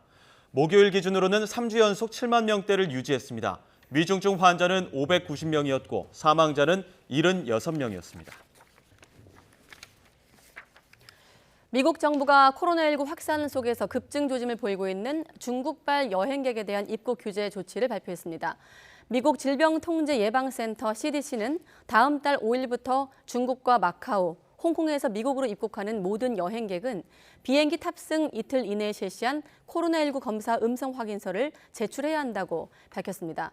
이와 함께 이번 조치가 코로나19 확산에도 중국 정부가 적절하고 투명한 역학 정보를 제공하지 않는 상황에서 미국 내 감염 확산을 막기 위한 것이라고 설명했습니다. 네, 지난 월요일 북한의 무인기가 침공한 이후 윤석열 대통령이 연일 강경 발언을 이어가고 있습니다. 또 국회에선 노웅래 의원 체포동의안 부결을 놓고 여야가 신경전을 벌이고 있는데요. 오늘도 이재호 국민의힘 상임고문, 또 이상민 더불어민주당 의원과 함께 전국 분석하고 진단하겠습니다. 안녕하십니까? 네, 안녕하세요. 안녕하십니까? 네. 오늘 좀 대형 화재 사고가 있어가지고 네. 혹시 중간에 또 추가 속보 들어오면 미리 양해를 구하고 전하도록 하겠습니다. 자, 이번 주 연말인데 북한이 무인기로 도발을 해왔고 5년 만에 여기에 대한 정부 대응까지 한번 질문 드릴 텐데 이번 주 흐름 어떻게 좀 지켜보셨습니까? 그 무인기 넘어온 당일날 대응은 그 뭐 대응이랄 것도 없고 그건 한심한 수준이고요. 그래 갖고는 국방과 안보가 그 연결해서 뭘 이야기하면 그 실력 갖고는 국민들이 다 웃지요. 무인기가 5대가 넘어왔으면 한 대라도 격춘했어야 되잖아요. 5대 중에 한 대라도. 뭐 100발을 쐈느냐 500발을 쐈느냐 하면서 한 대도 못 떨어뜨렸다. 그러고 그 6.25 이후 무인기가 그렇게 서울 한복판까지 넘어오는 거는 5대나 또 처음인데 그 위중한 상황에서 또 대통령실은 NSC 회의도 안 열고 또 NSC 회의 안 여는 변명이 뭐 현장이 중요하고 실제로 대응하는 게 중요하다 이렇게 이야기했는데 뭐 그 말은 맞아요. 그러나 대응할 사람은 대응하고 대책회의 할 사람은 대책회의 해야 하는 것이 그게 정부의 그 임무죠. 그래서 NSC랑 있는 게 아닙니까? 그러면 현장에 대응한다고 가는 사람들이 대응한 팀들이 한 대, 무인기 한 대도 격추 못했잖아요. 그러니까 첫날 대응은 국민들을 보기에도 정말 그 한심하고 답답할 정도였고 오늘 뭐 이후에 대통령이 아주 그 평화를 사기 위해서는 안보를 강하게 해야 된다는 이 원칙적인 발언이라든지 그런 건 뭐 비록 소잃고 외양간 고치는 격이긴 하지만은 그러나 대통령이 국군 동수권자로서 강하게 나가는 거는 그건 원칙은 맞아요. 네. 알겠습니다. NSC 문제 관련해서 이재호 고문께서도 좀 비판적인 말씀하셨는데 의원님은 어떻게 보십니까? 예. 뭐 이제 여러 측면이 있겠죠. 군사적 측면도 있겠고 정치적 측면도 있는데 어쨌든 한반도의 전쟁은 막아야 되고 그럼 가능하면 긴장을 고조시키는 것보다는 긴장을 낮춰야 되는 그 노력은 놓아서는 안 되는 의제라고 생각됩니다. 근데 당일날 이제 그 무인기 5대 기술적 제약 때문에 그걸 탐지하고 뭐 격추시키는 것이 쉽지 않은 일인 건 맞습니다. 그러나 그때 대응할 때 그 윤석열 대통령이 예를 들어서 NSC도 소집해서 회의도 안 열고 또 다른 일을 보시고 또 전체적인 상황이 그렇게 미덥지가 않아요. 뭐 다른 일을 한 걸 또 뭐 시도 지방단체 협의회하고 분들하고도 뭐 만찬도 비공개 했다고 하니까 아니 그렇게 뭐 지금 상황을 보면 윤석열 대통령이나 윤석열 정부의 분들은 굉장히 막 발끈하고 지금 묵감 못하겠다 이렇게 하는데 그거야말로 뒷북처럼 보여요. 그러니까 당일날 군사적 대응도 매우 미흡했지만 그 이후 한반도를 평화적으로 관리를 하고 긴장을 낮추는 노력을 해야 되는데 오히려 지금 대통령부터 이제 발끈하고 오히려 평양에 뭐 스텔스 무인기를 보내서 탐지하겠다 막 이런 도발적인 것을 이렇게 하게 되면 결국은 긴장이 완화되는 게 아니라 가승작용을 일으켜서 어떤 상황이 벌어질지를 모르는 거 아니겠습니까? 국민들은 그걸 걱정하는 겁니다. 무슨 말로만 늠름하고 이렇게 큰소리 치는 정부에 보다는 실제로 내실 있게 잘 대응하면서도 국민들이 믿었게 처음부터 끝까지 잘 관리하고 어쨌든 전쟁을 막고 긴장을 낮추는 노력을 하고 있다. 그리고 그런 것들이 성과가 있다. 이런 믿음을 주도록 저는 해야 된다고 생각합니다. 네, 박지원 전 원장 같은 경우에 이런 표현을 썼거든요. 윤 대통령을 향해서 자기 하늘이 뚫렸는데 왜 문재인 전 대통령 탓을 하냐. 이 말은 왜 나왔냐면 연일 강력한 응징을 강조하면서 특히나 이전 정권에 대해서 우회 비판하기도 했던 측면을 말하고 있는데 고모님은 어떻게 보십니까? 그 문재인 정권이 뭐 안보를 느슨하게 했다거나 평화를 너무 강조하면서 북한에 대해서는 좀 물렁물렁하게 대응했다는 거 네. 이런 건 뭐 비판할 수는 있죠. 그러니까 지난 정권을 잘못을 지적할 수는 있지만은 책임을 지난 정권에 전적으로 미루는 거는 그건 바람직하지 않죠. 왜냐하면 정권을 잡은 지가 벌써 8개월이 다 돼가잖아요. 네. 8개월 동안에 안보가 분단 국가에서 안보가 제일 중요한 건데 그 국방 안보에 대해서 점검을 제대로 안 했다는 이야기밖에 안 되는 거니까. 그러니까 우리 군이 훈련은 뭐 때가 되면 잘 하는데 실제는 지금 약하잖아요. 한 네. 번도 실전에 대한 연습이 없었으니까. 그러니까 지난 정권을 뭐 비판하거나 책임을 지적할 수는 있는데 그러나 책임을 전적으로 지난 정부에 돌리는 거는 그건 바람직하지 않지요. 네, 민주당 같은 경우는 NSC도 안 열어놓고선 왜 전 정부 탓을 하느냐며 안보 무능이다 이런 입장이던데요. 윤석열 대통령이 이 북한 무인기 도발 직후에 네. 어떤 보고를 받았는지 어떤 상황을 인식했는지 모르지만 매우 오류가 있었습니다. 말하자면 드론 이 지금 북한 드론 그런 침략 또는 도발에 대해서 대응하기 위해서 그 군 부대를 창설하겠다. 근데 이미 문재인 정부 때 2018년도에 드론봇이라는 그 드론에 대응하는 군이 창설이 됐습니다. 네. 그리고 작년 7월 이후에는 아주 작은 초소형 드론에 대응하는 그런 시범 운용을 지금 하고 있습니다. 그런데 지금 전혀 그런 것들을 안 해놓고 뭐 문재인 정부를 탓하는 것이 좀 기가 막히고 그 큰 오류가 아니겠습니까? 좀 상황을 잘 좀 직시하고 정확하게 좀 볼 필요가 있다고 생각되고요. 네. 어쨌든 지금 정권을 출범한 지 8개월, 9개월째 되는 1년 다 가는 그런 때에 여전히 지난 정권을 탓하고 하면은 네. 정권을 뭐라 잡았습니까? 자꾸 정권 탓할 것이 아니고 지금 국정을 책임지고 있는 정권 최고의 담당자로서 사실은 여기에서 생기는 문제는 모든 것이 내 책임이다라고 해서 점검하고 보강하고 해야 될 일이라고 생각합니다. 네, 알겠습니다. 앞서 양해를 구한 대로 역시나 화재 관련 속보가 들어왔고 소방 당국에서 관련 상황을 브리핑할 예정입니다. 혹시 지금 준비가 되면 연결을 할까요? 조금 더 기다릴까요? 네, 조금 더 기다리도록 하겠습니다. 자, 그러면 노웅래 의원 체포동의안 질문으로 드릴 텐데 최종 부결됐습니다. 물론 어느 정도 예상됐던 분위기인데 이재명 대표에 대한 건과 좀 맞물려서 민주당의 전체적인 분위기 어떻게 보십니까? 뭐 민주당으로서는 그렇게밖에 선택할 수 없지 않겠습니까? 네. 지금 이재명 대표 건이 아니라 하더라도 지금 야당은 여당과 각을 세우고 네. 대통령실과 각을 세우고 있는데 가뜩이나 검찰 공화국을 맨날 비판하는데 네. 검찰에서 자기 당의 중진위원 체포동의안 나온 걸 그걸 뭐 덜썩 가결시킬 수는 없겠죠. 그러나 민주당의 선택으로서는 국민이 비판 여부와 관계없이 뭐 그렇게 할 수밖에 없지 않겠어요, 야당이. 네, 알겠습니다. 어제- 잠시만요. 혹시 또 현장에서 화면 현장이 좀 들어왔습니까? 네, 자 소방당국 브리핑 들어보겠습니다. 죄송합니다. 화재가 발생하였으며 터널 강화 플라스틱으로 불이 옮겨 붙어서 연속 확대된 상황입니다. 터널 내 화재로 총 45대의 차량이 소실되었습니다. 이상입니다.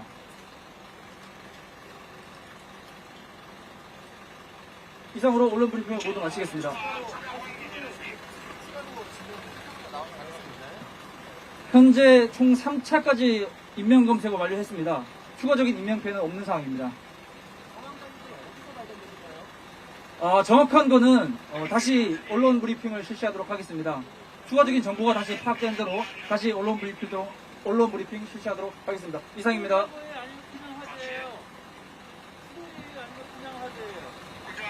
정확한 그 원인은 다시 말씀을 드리도록 하겠습니다. 화재 원인에 대해서 다시 한번 말씀드리겠습니다. 안양에서 성남 방향으로 운행 중이던 집게차에서 화재가 발생하였으며 터널 강화 플라스틱으로 불이 옮겨 붙어 연속 확대되었습니다. 터널 내 화재로 총 45대의 차량이 소실된 상황입니다. 이상입니다.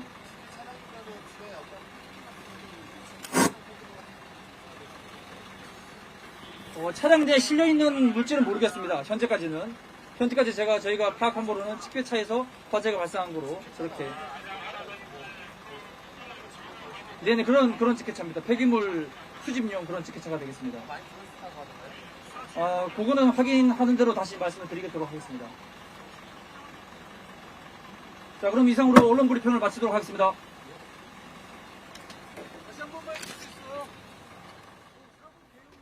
네, 사고가 발생한 이후 한 3시간 정도 시간이 흘렀는데 터널 화재로 차량 45대가 소실됐다는 내용과 함께 집게차에서 화재가 시작됐다는 화재 원인과 관련된 얘기도 들을 수 있었습니다. 3차까지 인명 검색이 완료됐고 아까 전해드린 그러니까 사망자 5명, 중상자 3명에서 추가 인명피해는 없는 것으로 파악되고 있지만 추가적으로 파악을 하겠다는 내용까지 들어봤고 앞부분이 조금 못 들었는데 이 내용은 또 취재부서에서 정리하면 다시 여러분들께 알려드리도록 하겠습니다. 최초 화재 발생한 건 폐기물 수집용 집게차였다라는 내용과 함께 들을 수가 있었고 또 추가적으로 또 중요한 속보가 들어왔기 때문에 한 가지만 더 확인하고 두 분과 대담 이어가겠습니다. 자, 서울 남부지방검찰청 형사 6부 검사와 수사관들이 오늘 사실 라임 사태의 몸통이죠. 김봉현 을 경기도 모처에서 은신해 있었는데 김봉현을 검거했다는 속보가 들어왔습니다. 지난달에 팔당대교에서 도주를 했고 전자장치를 끊고 재판을 앞두고 있었는데 도주했다는 속보 이후 없었는데 오늘 라임 사태 몸통 김봉현이 검거됐다. 경기도에서 검거되는 속보까지 확인하겠습니다. 네, 추가 뉴스는 또 다음 뉴스 시간에 확인하기로 하고 앞서 노웅래 의원 체포동의안 얘기를 하다가 중간에 끊겼는데 이상민 의원 네. 의견 듣겠습니다. 어제 그 법무부에서 네. 좀 매우 좀 큰 실책 또는 그 검찰의 수사에 있어서 매우 네. 좀 의심스러운 상황을 스스로 드러냈는데요. 뭐냐면 노웅래 의원이 금품 수수하는 했을 때의 상황을 직접 녹음한 그런 테이프가 있다라고 그 한동훈 법무장관이 공개를 했어요. 네. 그거는 노웅래 의원의 신상 발언을 통해서 들어보니까 그런 건 수사의 피의자 신문 조사를 받을 때 전혀 제시된 바가 없었다는 겁니다. 네. 수사는 적법 절차여야 됩니다. 말하자면 수사기관은 강제 수사권이 있는 비상 도구와 권한이 있지만 그를 통해서 범죄의 사실을 수집하고 증거도 수집하고 하지만 그러나 그 절차가 마구제비로 하는 게 아니라 적정 절차, 듀 프로세스, 적법 절차에 따라서 해야 되는 건 우리 헌법 정신인데 네.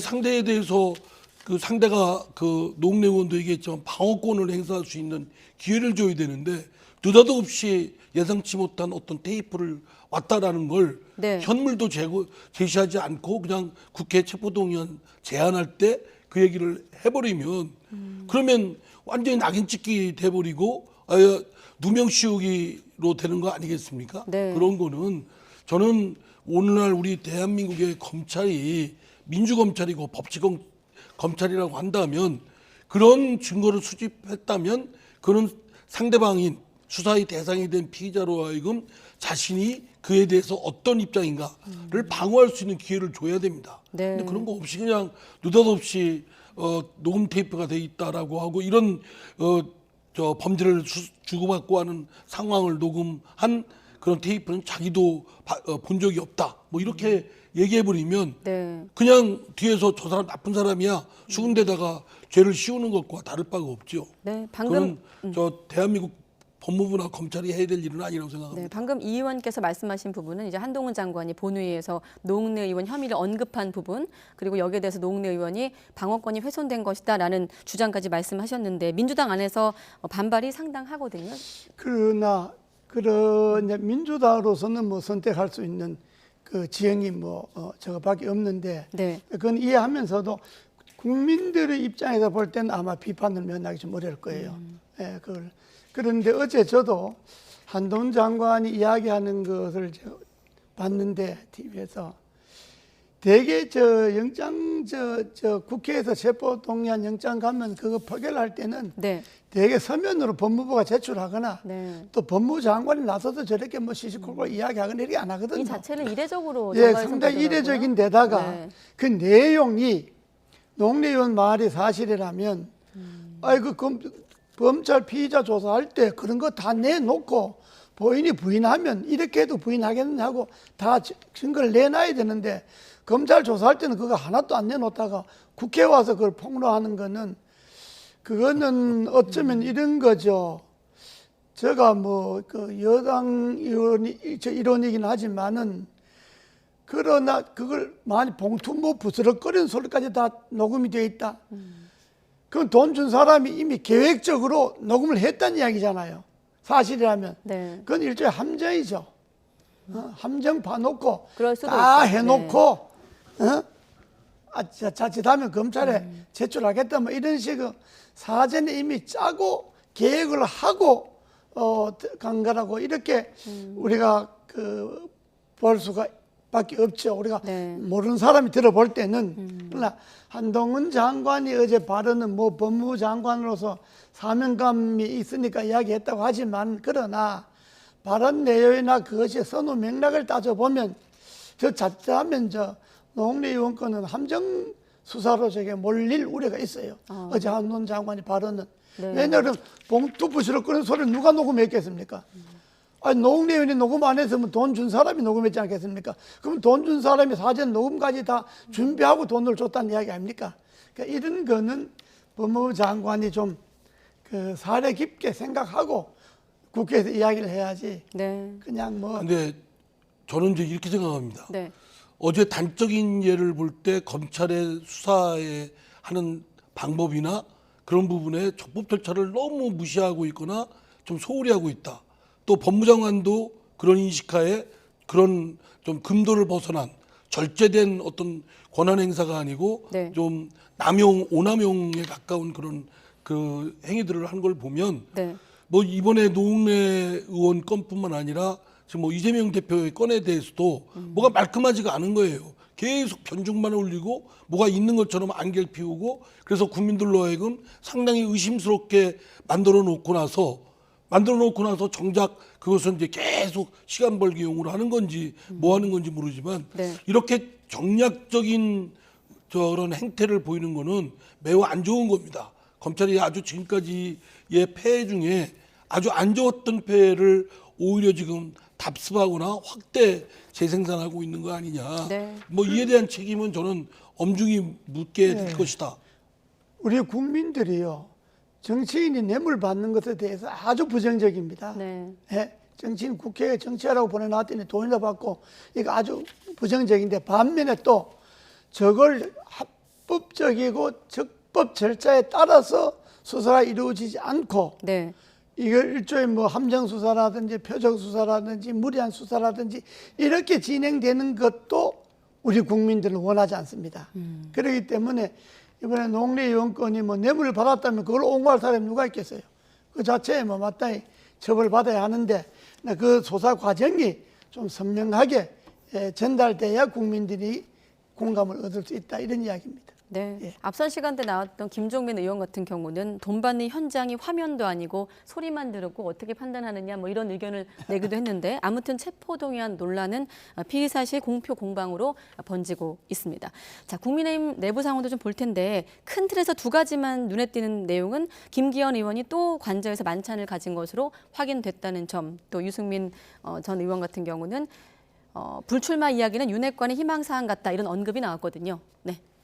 제가 보기엔 말썽의 씨앗을 자꾸 대통령이나 그 주변에서 네. 만들어내는 것 같습니다. 지난번 뭐 이번에 그 전당대 그 국민의힘의 전당대회를 앞둔 뭐 윤심 논란은 이미 이준석 당대표를 축출을 할 전후의 때도 네. 있었던 일이고 저는 최근에 그러한 일들이 그런 윤심 논란이 계속 이어지고 있다. 말하자면 아주 구태스럽고 낙후된 정치의 모습을 보이고 있는데 네. 집권 세력 내에서 이러한 아주 전근대적이고 아주 그 후진적인 어쩌면 이미 극복해야 될 과거의 그런 볼상사나운 모습을 연출하는 걸 보고 좀 아주 안 좋습니다. 말하자면 지금 전당대회에 나온다는 후보들이 여러 명 있는데 그중에 어떤 특정인을 지금 연거푸 지금 계속 대통령이 하고 있고 네. 윤심은 이거다라고 사실 의도된 연출을 하고 있다고 생각되거든요. 네. 그러면 다른 후보들이 공정하다고 생각되겠습니까? 의도된 불공정한 연출. 거죠. 저는 결과보다도 절차가 불공정하면 네. 결과는 보나만 합니다. 그 김기현 의원이 아주 독실한 장로입니다. 장로니까 기독교 지도자들 초청하는데 뭐 장로니까 장로 부부를 초청했다 그러면 말은 되죠. 근데 국민의힘에 뭐 장로 의원이 한둘인가요? 그래도 뭐 독실한 장로니까. 그러나 김기현 의원 부부를 초청하기 위해서 기독교 지도자 모임을 만들었다고 하면 이건 좀 바르지 못하죠. 그리고 네. 뭐 우연히 기독교 지도자 모임에 만찬에 김기현 장로를 초청했다고 하더라도 지금 김기현 의원이 이미 당대표 출마 선언을 해놓고 있는데 네. 그럼 저 당대표 출마 선언하는 사람들이 볼 때는 썩 유쾌하지 않지요. 네. 그러니까 저런 거는 대통령실에서 좀 그 심려가 부족한 거죠. 네. 자, 당권 경쟁에선 이른바 윤심이 화두라면 오늘 당협위원장 인선에선 이 말이 화두더라고요. 비윤계 속가내기라는 말이 나오고 있던데, 자, 당협 지역구 68곳 가운데 42곳의 조직위원장 인선을 마무리했는데 이를테면 비윤으로 분류되는 허은하 의원이 탈락을 했거든요. 어떻게 먼저 여쭤볼게요. 어떻게 보십니까? 현역 의원이 탈락하는 경우는 거의 없죠. 이례적이죠. 네. 그 지역이 뭐 동대문 그 지역의 사정이 어떤지는 모르지만은 그러나 김경진 전 의원도 뭐 훌륭한 분이죠. 네. 훌륭한 분인데 대개 당에서는 현역 우선의 원칙이 있기 때문에 현역 의원이 지구당에 신청을 하면 네. 뭐 전후 좌우 가릴 것 없이 당에서는 현역 의원 우선으로 하는 것이 그게 관례인데 요즘 뭐 당이 어떻게 돌아간지는 모르지만은 네. 좀 상당히 이례적이긴 하죠. 네. 뭐 이런 당협위원장 그 선임까지 보이는 거는 불공정 그대로입니다. 말하면 윤석열 대통령이 공정과 상식과 공정 뭐 이런 기치를 내걸었지만 네. 전혀 그에 대해서보다는 퇴행적인 아주 불공정한 모습을 곳곳에 보여주고 있다. 지난번 이준석 당대표를 내쫓는 과정도 매우 네. 비합법적이고 반법치주의적으로 내쫓았고 이번에 뭐 김기현 의원 후보를 그 사람만 이렇게 연이어서 만나서 다른 후보들로부터 뻔히 불공정하다는 시비거리가 됐고 네. 이번 당협위원장도 지금 말씀했듯이 매우 자기적인 모습을 보이는 걸 보면 그냥 불공정의 극치로 가고 네. 있다. 그렇게 생각됩니다. 알겠습니다. 자, 매주 목요일 정치 큐 코너에서 두 분과 함께 전국을 다루고 있는데 오늘은 연말이고 올해 마지막 목요일입니다. 예. 마지막 질문으로 올해 사실 두 분께서도 여러 번 언급했듯이 고물가 상황 또 안보 위기 오늘 같은 경우도 대형 화재가 있을 만큼 사고도 잇따랐던 한 해였는데 정치 원로로서 새해 덕담 하신다면 어떤 말씀 해주실까요? 그 금년 안내는 뭐 정권 교체한 거는 뭐 이 국민님 지지자들은 그 아주 만세부를 일이지만은 네.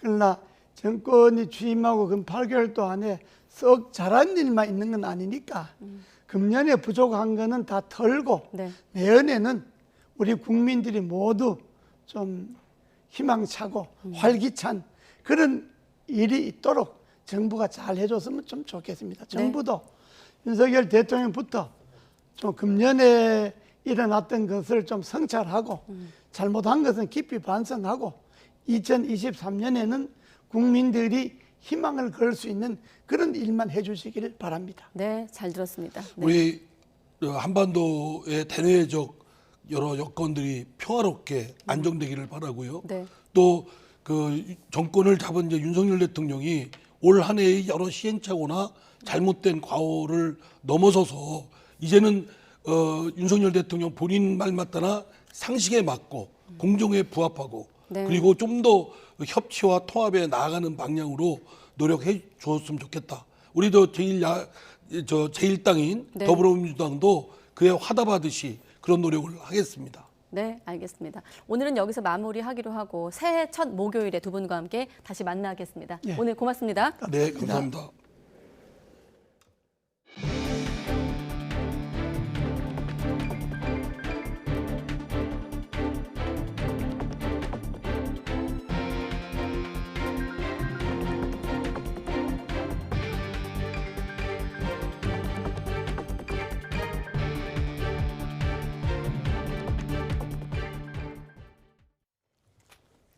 네, 그리고 이맘때 가장 궁금한 소식, 올해 마지막 해넘이 또 새해 첫 해돋이는 동쪽 지역에서 가장 선명하게 볼 수 있을 전망입니다. 서쪽 지역은 낮은 구름 사이로 해넘이와 해돋이를 볼 수 있겠고 한파는 잠시 주춤할 것으로 예상되고 있습니다. 정혜윤 기자가 보도합니다. 해넘이와 해돋이 감상의 가장 큰 적은 구름입니다. 낮은 구름이 하늘에 끼면 깨끗한 해넘이와 해돋이를 감상하기 어렵기 때문입니다. 2022년과 2023년이 교차하는 시기 하늘 상태는 동서간의 차이가 납니다. 동쪽은 고기압 영향권에서 맑은 하늘이 계속되겠지만 서쪽 지역은 31일 새벽부터 오전 사이 낮은 구름이 유입될 것으로 보입니다. 따라서 동쪽은 해넘이와 해돋이 모두 선명하게 볼 수 있지만 서쪽 지역은 구름 사이로 지고 뜨는 해를 만나보게 될 전망입니다. 낮은 구름이 서쪽에서 유입되는 구조를 보이면서 일부 지역에서는 구름 사이로 가능할 것으로 예상을 하고 있습니다. 올해 마지막 해넘이 시각은 독도 오후 5시 5분, 강릉 5시 15분, 부산 5시 22분이 될 전망입니다. 서울은 오후 5시 23분, 인천 월미도 5시 25분, 안면도 꽃지 5시 29분이 되겠고 해남 땅끝마을과 제주도에서 오후 5시 34분에 가장 늦게 해가 지겠습니다. 2023년 개묘년 새해 첫 해돋이는 독도에서 오전 7시 26분에 가장 먼저 만날 수 있겠습니다. 이어 울산 간절곶 오전 7시 31분, 포항 호미곶과 부산 태종대 7시 32분, 서울도 7시 47분에 2023년 첫 해를 만날 수 있겠습니다. 영하 10도를 오르내리던 강력 한파는 올해 마지막 날과 새해 첫날 잠시 주춤하겠습니다. 하지만 늦은 오후와 아침에는 기온이 영하권에 머물 것으로 예상돼 따뜻한 복장이 필요할 것으로 보입니다. 또 새해 첫날 아침 서쪽 지역은 안개와 중국발 스모그가 섞여 미세먼지 농도가 치솟을 가능성이 커 주의가 요구됩니다. YTN 정혜윤입니다. 서울 지하철과 버스 요금은 내년에 각각 300원씩 오를 것으로 보입니다. 2조 원에 육박하는 적자 때문인데 내년 정부의 재정 지원까지 무산되면서 결국 시가 요금 인상 카드를 꺼냈습니다. 차유정 기자가 보도합니다. 서울 지하철 기본요금은 카드 기준으로 1,250원, 시내버스는 1,200원입니다. 마지막 요금 인상 시기는 2015년 6월, 약 7년 6개월 만에 서울시가 요금 인상 추진을 공식화했습니다. 지하철과 버스 각각 300원을 올리는 안입니다. 대중교통 적자를 더는 방치할 수 없다는 이유입니다. 교통 수입인 요금은 8년 전 수준인데 비용인 물가와 인건비는 빠르게 상승했습니다. 여기에 코로나 여파로 지하철 타는 사람이 줄면서 승객 운송 수입이 줄었습니다. 눈덩이처럼 불던 적자는 지하철은 올해 기준 1조 2천억 원, 버스는 6천억 원 넘게 커졌습니다. 상황이 이런데도 정부의 재정 지원이 또 무산됐습니다. 지하철은 어르신 무임 소송으로 인한 손실이 큰데 내년도 예산안 편성 때도 지원 건의가 받아들여지지 않자 시가 결국 요금 인상 카드를 꺼낸 겁니다. 시민 공감대 형성이 과제로 보입니다. 출근길에 퇴근길에 항상 매일매일 다녔거든요. 그래서 뉴스를 보고 안 올랐으면 했는데 올라서 좀 걱정이 되더라고요. 다른 것도 다 올랐잖아요, 지금. 시는 공청회와 시의회 의견 청취, 물가대책심의위원회 심의까지 거쳐 이르면 내년 4월 말 요금을 올릴 목표입니다. 다만 관련 절차가 적지 않은 만큼 최종 인상 시기는 내년 하반기가 될 거란 관측이 높습니다. YTN 차유정입니다. 중국의 해외 비밀경찰서 한국 내 거점으로 지목된 중식당의 주인이 이유 없는 압박과 방해를 받고 있다며 제기된 의혹을 부인했습니다. 왕해군 서울 화조센터 주임은 오늘 서울 잠실동에 있는 자신 소유의 중식당 앞에서 기자회견을 열고 식당은 정상적인 업장이라면서 이같이 밝혔습니다. 또 비밀경찰서 관련 보도로 자신과 가족의 개인정보가 공개되는 등 피해를 입고 있다고 주장했습니다. 그러면서 국내 비밀경찰서로 지목된 서울 화조센터 관련해 모레 설명회를 열겠다면서 3만 원에 입장권을 팔겠다고 덧붙였습니다. 카카오가 지난 10월 판교 데이터 센터 화재에 따른 서비스 장애로 피해를 본 소상공인들에게 일괄적으로 현금 보상한다고 발표했습니다. 카카오는 소상공인 매출 손실 규모가 30만 원 이하인 경우 3만 원, 30만 원 초과 50만 원 이하인 경우 5만 원을 현금으로 지원한다고 밝혔습니다. 50만 원이 넘는 피해 사례는 피해 입증 과정을 거쳐 추가 지원을 고려하기로 했습니다. 네, 중국에서 국내로 밀수한 담배를 단값에 23만 갑을 판 일당이 적발됐습니다. 특히 불법으로 제조된 중국산 담배는 농약 등의 함유량이 측정되지 않거나 유해 성분이 걸러지지 않아 국민 건강을 위협할 수 있습니다. 이승윤 기자가 현장에 다녀왔습니다. 사무실로 위장한 경기도 안산의 한 창고. 밀수된 담배가 쉰보루씩 든 상자들이 무더기로 모습을 드러내자 잠복했던 관세청 수사관들이 깜짝 놀랍니다. 진짜 많은데. 여기도 압색해야 되는 거 아니야? 팀장님? 압색해야지. 응. 창고를 급습하자 중국에서 불법으로 들여온 담배 상자들이 즐비합니다. 일당은 위챗과 카카오톡 등을 통해 전국의 중국인 밀집 지역에 23만 갑을 팔아 2억 3천만 원의 수익을 챙겼습니다. 이 과정에서 관세, 부가가치세, 담배 소비세 등 담배 한 갑당 부과되는 세금 3,300원씩을 포탈했습니다. 서울본부 세관은 이들이 밀수한 담배 32만 갑을 추가로 찾아내 압수했습니다. 진품이라면 국내에서 4,500원에 유통될 담배들이지만 사실 위조품입니다. 그래서 국내에서는 절반 가격인 2,500원에 밀거래되고 있습니다. 중국에 수출된 국산 담배나 중국산 담배 정품을 밀수한 경우도 있지만 중국 광저우 등에서 불법으로 만든 한국 담배 위조품 등도 상당수인데 겉으로는 어느 게 진짜인지 분간이 되지 않습니다. 문제는 이렇게 불법으로 만든 중국산 담배는 농약과 발암물질 등의 함유량이 측정되지 않다 보니 유해 성분이 걸러지지도 않았다는 점입니다. 농약이나 발암물질 같은 것도 전혀 측정되지 않은 상태에서 포장해서 판매하고 있기 때문에 국민 건강에 위험할 수 있습니다. 얼마 예전에 보도자료를 보시게 되면 그 농약 같은 성분도 일부 추출이 되고 그다음에 뭐 타르나 니코틴 성분들이 최대 100배까지 나오는 걸로 알고 있습니다. 관세청 서울본부 세관은 관세법과 상표법 위반 혐의로 중국인 3명과 내국인 2명을 입건해 서울중앙지검에 불구속 송치했습니다. YTN 이승윤입니다. 네, 법무부가 자신의 얼굴, 또 이름, 목소리 등을 영리적으로 이용할 수 있는 권리를 법제화하겠다고 밝혔습니다. 이른바 인격표지 영리권이 민법에 명시될 경우 유명 연예인뿐만 아니라 일반인들도 이를 보장받게 되는데요. 구체적으로 어떤 내용인지 손정혜 변호사와 이야기 나눠보겠습니다. 어서 오십시오. 안녕하세요. 네, 우리가 이따가 얘기할 이휘소 결정 이후 27년 만에 이 퍼블리시티권을 명문화하겠다 시동을 건 건데 먼저 이해를 하려면 인격 표지 영리권 어떤 권리인가요? 네, 말이 좀 어렵지만 종래 이제 퍼블리시티권이라고 불리던 이 권리를 이제 민법으로서 이제 성문화하겠다라고 보시면 될 것 같은데요. 예. 인격권이라는 권리는 많이 들어보셨을 겁니다. 개인이 가지는 뭐 성명이라든가 초상이라든가 제가 이렇게 이야기하는 목소리, 음성권들을 인격권이라고 하는데 이런 사람에 대한 특장점, 개별적인 어떤 특성인 인격 표지를 재산적인 권리로 인정을 하겠다라는 것이라고 생각하시면 될 것 같은데요. 오랜 기간 사실 학계에서 논의가 있었고요. 또 하급시 판례에서도 엇갈리는 판결이 있지만 퍼블리시티권을 인정해야 된다, 필요성이 있다 이런 판례들은 축적되어 왔는데 우리나라 같은 경우는 성문법주의를 채택하고 있기 때문에 이 법에 규정하지 않으면 사실은 판례에서 부인되는 경우도 왕왕 있었습니다. 그런데 법무부에서는 법적인 권리로 명확하게 규정을 해서 특히 이제 유명인이 아니라고 하더라도 일반인들도 이런 성명권이나 초상권을 보호하도록 조치하겠다라는 게 개정안의 핵심입니다.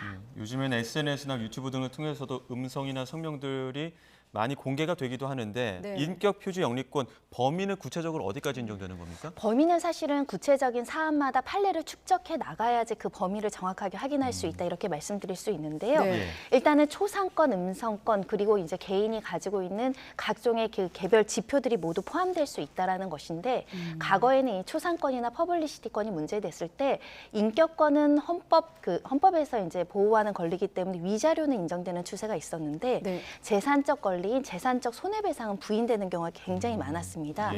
그러니까 이 재산적 권리로서 보호하는 범위를 명확하게 하겠다라는 거고 다만 이제 판례에서 그 재산적인 그 권리를 어디까지 보호하고 금액을 어떻게 할지는 앞으로 이제 풀어 나가야 될 숙제라고 보시면 될 것 같고요. 네. 특히 이제 부정경쟁 방지법에는 유명인의 초상이나 음성을 이미 보호하고 있었습니다. 그런데도 별도로 민법으로 규정했다는 거는 말씀하신 것대로 일반인들도 방송에 많이 나오고 개인 방송을 많이 하다 보니까 개인, 일반인들도 모두 보호하겠다라는 취지입니다. 네, 물론 손정혜 변호사도 일반인으로 분류가 되는지 모르겠습니다. 예를 들어서 손정혜 변호사의 이름과 사진, 또 목소리까지 포함해서 심지어 유행어까지 포함해서 재산으로 인정한다는 거죠? 이렇게 재산으로 인정하겠다라고 하면 어떤 권리가 저에게 명확하게 주어지냐면 네. 내 이름과 초상을 누가 함부로 상업적으로 이용한다라는 소식을 들으면 방해 배제 청구권 그렇게 하지 말아야 될 것을 요청할 수 꼭 있습니다. 공인이나 유명인이 아니더라도? 네, 개인이라도 유명하지 않더라도 가능한 것이고요. 네. 두 번째로는 그럼에도 불구하고 무단으로 사용했다, 허락을 받지 않았다라고 한다면 그 위자료뿐만 아니라 재산적인 손해배상을 청구할 수 있게 변경이 되는 겁니다. 예. 뭐 기존의 초상권도 있고 나의 창작물에 따른 어떤 저작권도 있고 이런 네. 권리들이 있는데 지금 여기 나와 있는 인격 표지 영리권, 이 초상권과 저작권과는 어떤 차이가 있는 겁니까?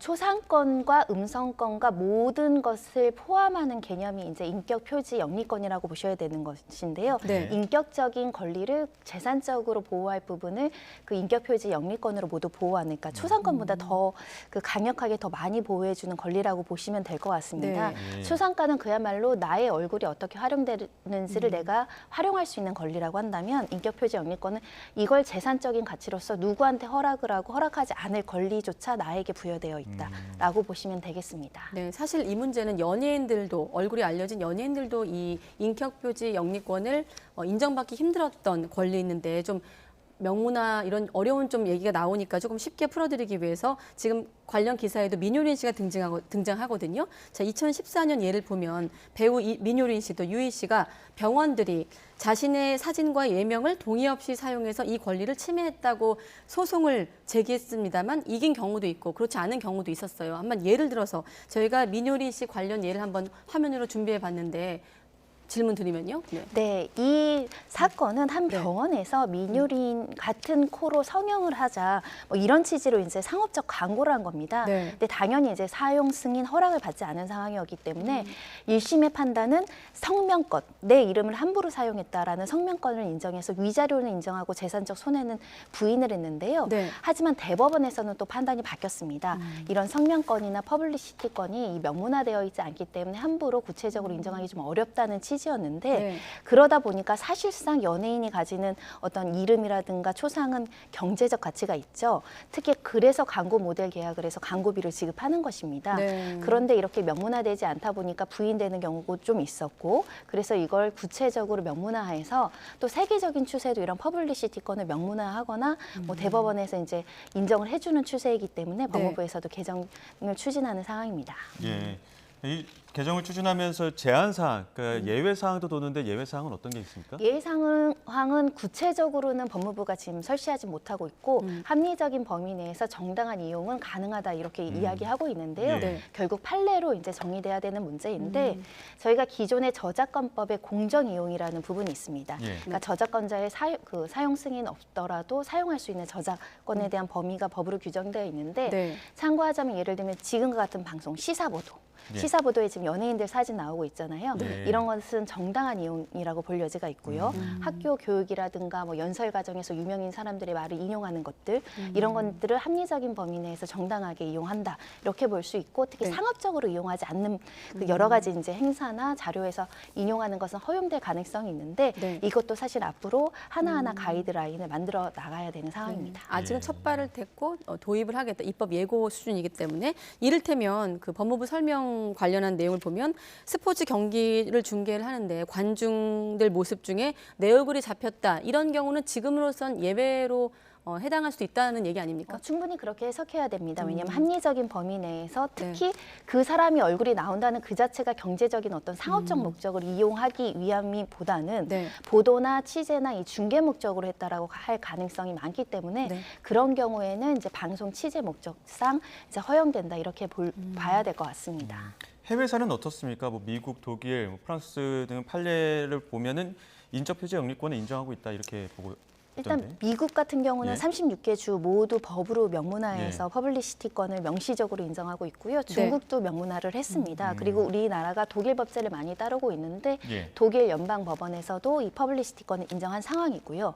우리나라도 하급심 판결에서는 인정하고 있지만 아직 대법원 판결이 없기 때문에 여기에 조금 소극적인 부분이 있었는데 민법에 개정된다고 한다면 이 부분에 대한 분쟁도 늘어날 것이지만 권리를 어떻게 보호할 것인지에 대한 제도적인 어떤 그 보완 이런 것도 뒤따를 것으로 예상이 됩니다. 네, 알겠습니다.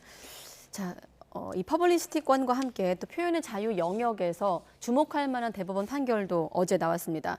자, 그러니까 수지에게 댓글에 국민 호텔리어 이런 비난을 한 것은 모욕이다라는 거죠.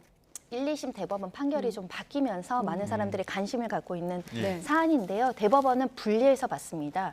공적 영역에 대한 비판을 좀 폭넓게 표현의 자유로 인정해야 된다라고 봤고요. 다만 사적 영역, 국민 호텔리어 같은 경우는 사생활의 영역인데다가 또 인격적으로 굉장히 모멸감이 느껴지는 표현이고 혐오를 조장할 수 있는 표현이기 때문에 이 정도의 어떤 표현의 자유는 법에서 보호할 수가 없다라고 이 부분은 이제 유죄이고 다만 영화나 뭐 드라마 이런 거와 관련해서 폭망이다, 거품이다 이런 표현은 그 연예인이 가지고 있는 공적 활동에 대한 평가이기 때문에 이 부분은 표현의 자유의 범주에 들어간다는 판단입니다.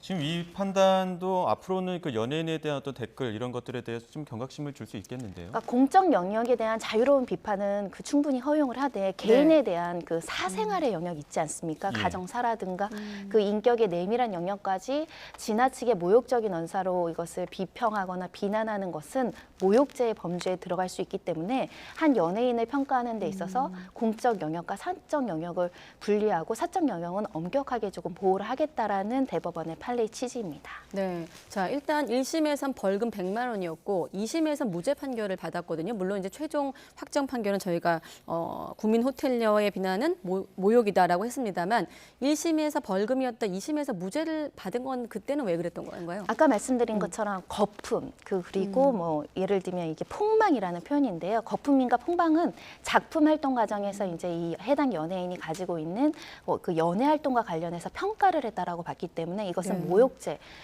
범죄로 처벌할 수는 없다 이렇게 본 것이고 그런 여러 가지 표현의 자유는 그래도 연예인의 어떤 창작 활동에 대한 비판으로서 폭넓게 허용할 수 있다는 게 대법원 취지입니다. 네, 그러니까 이제 공적인 사안에 대해서는 표현의 자유를 넓게 되도록 보장하되 개인의 인격권과 조화를 이루어야 된다라고 이해를 하겠습니다. 네, 손정혜 변호사와 함께 알아봤습니다. 고맙습니다.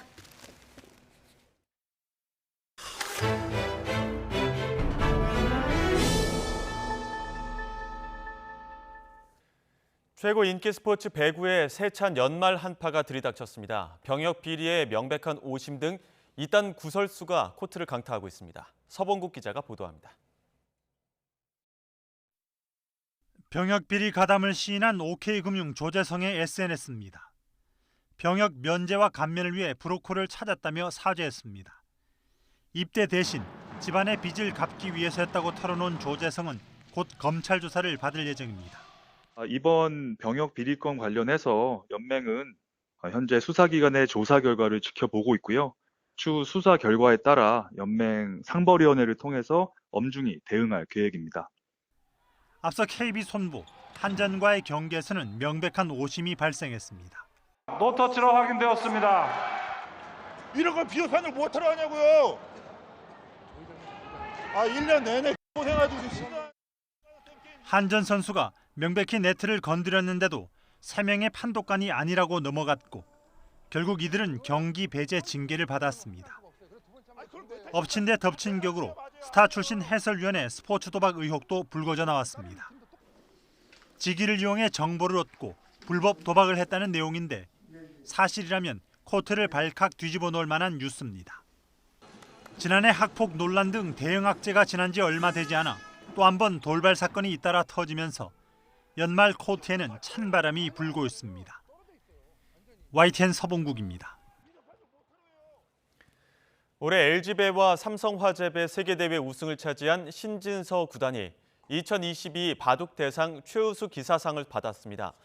국내 대회에서는 7관왕에 오른 신진서 구단은 다승, 승률, 연승상도 받았습니다. 올해 삼성화재배에서 여자 기사로는 세계 최초로 메이저 대회 결승에 오른 최정 구단이 여자 기사상과 인기상을 받았고 유창혁 구단은 시니어 기사상을 수상했습니다. 신진서 구단과 최정 구단의 수상 소감 들어보겠습니다. 이제 제가 삼성화재배는 우승한 적이 없어서 처음 이제 우승했기 때문에 그때가 가장 이제 행복했던 것 같고요. 일단 내년에는 올해보다 조금 더 잘했으면 좋겠고요. 이제 크게 바라는 건 없는데 그래도 항상 세계대회 우승을 목표로 열심히 하겠습니다.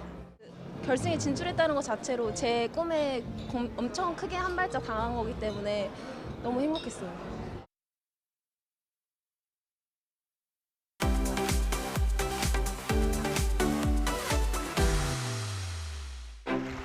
칸 영화제에서 한국 영화의 새 역사가 배우 송강호와 박찬욱 감독이 남우주연상과 감독상을 받으며 제 인생에서 가장 중요하고 잊지 못할 날이 몰입하게 만들고 음미하게 만들고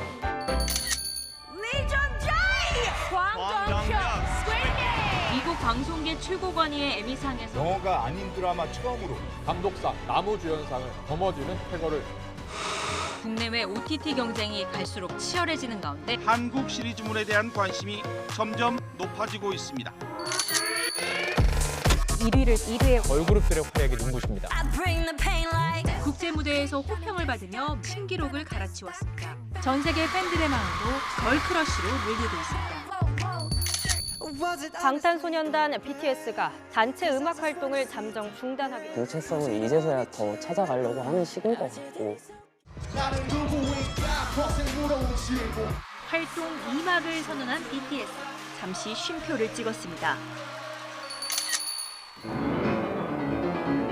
60년 역사상 최연소로 승을 차지했습니다. 유럽을 비롯한 세계 각국에서 한국인이 휩쓸다시피 했습니다. B클래식이라는 말이 나올 정도. 부커상 최종 후보 가운데 하나로 정보라 작가의 저주토끼가 이수지 작가가 안데르센상 수상자로 선정됐습니다. 글이 없기 때문에 독자들이 자기 마음속에서 만들 수 있는 책을 키아프와 프리즈가 처음으로 동시에 방문객이 7만 명이 넘었다고. 초대형 미술 장터를 계기로 한국 미술 시장이 주목을 받고 있습니다. 청와대 정문 개방! 시민 톡으로 한층 더 다가온 청와대. 여기 들어올 진짜 상상도 못했어요. 국빈이 된 그런 느낌이었고 권력의 공간 청와대가 활짝 열렸습니다. 영화제가 3년 만에 정상화돼 관객들과 온전히 마주보며 정말 기대되고 설레요. 범죄도시 2가 1000만 관객을 침체했던 극장가도 활기를 되찾았습니다. 상영도 많이 하고 많은 분들이 좀 찾아주셔서 영화가 좀 다시 살아났으면 좋겠고. Let's get it done. 아바타 물의 길이 13년 만에 한국에서 전 세계 처음으로 개봉합니다. 외화로는 국내 최초로 1000만 관객을 돌파했던 아바타. 이거 보려고 KTX 타고 올라와. 올해 최고의 영화가 되지 않을까 싶어요.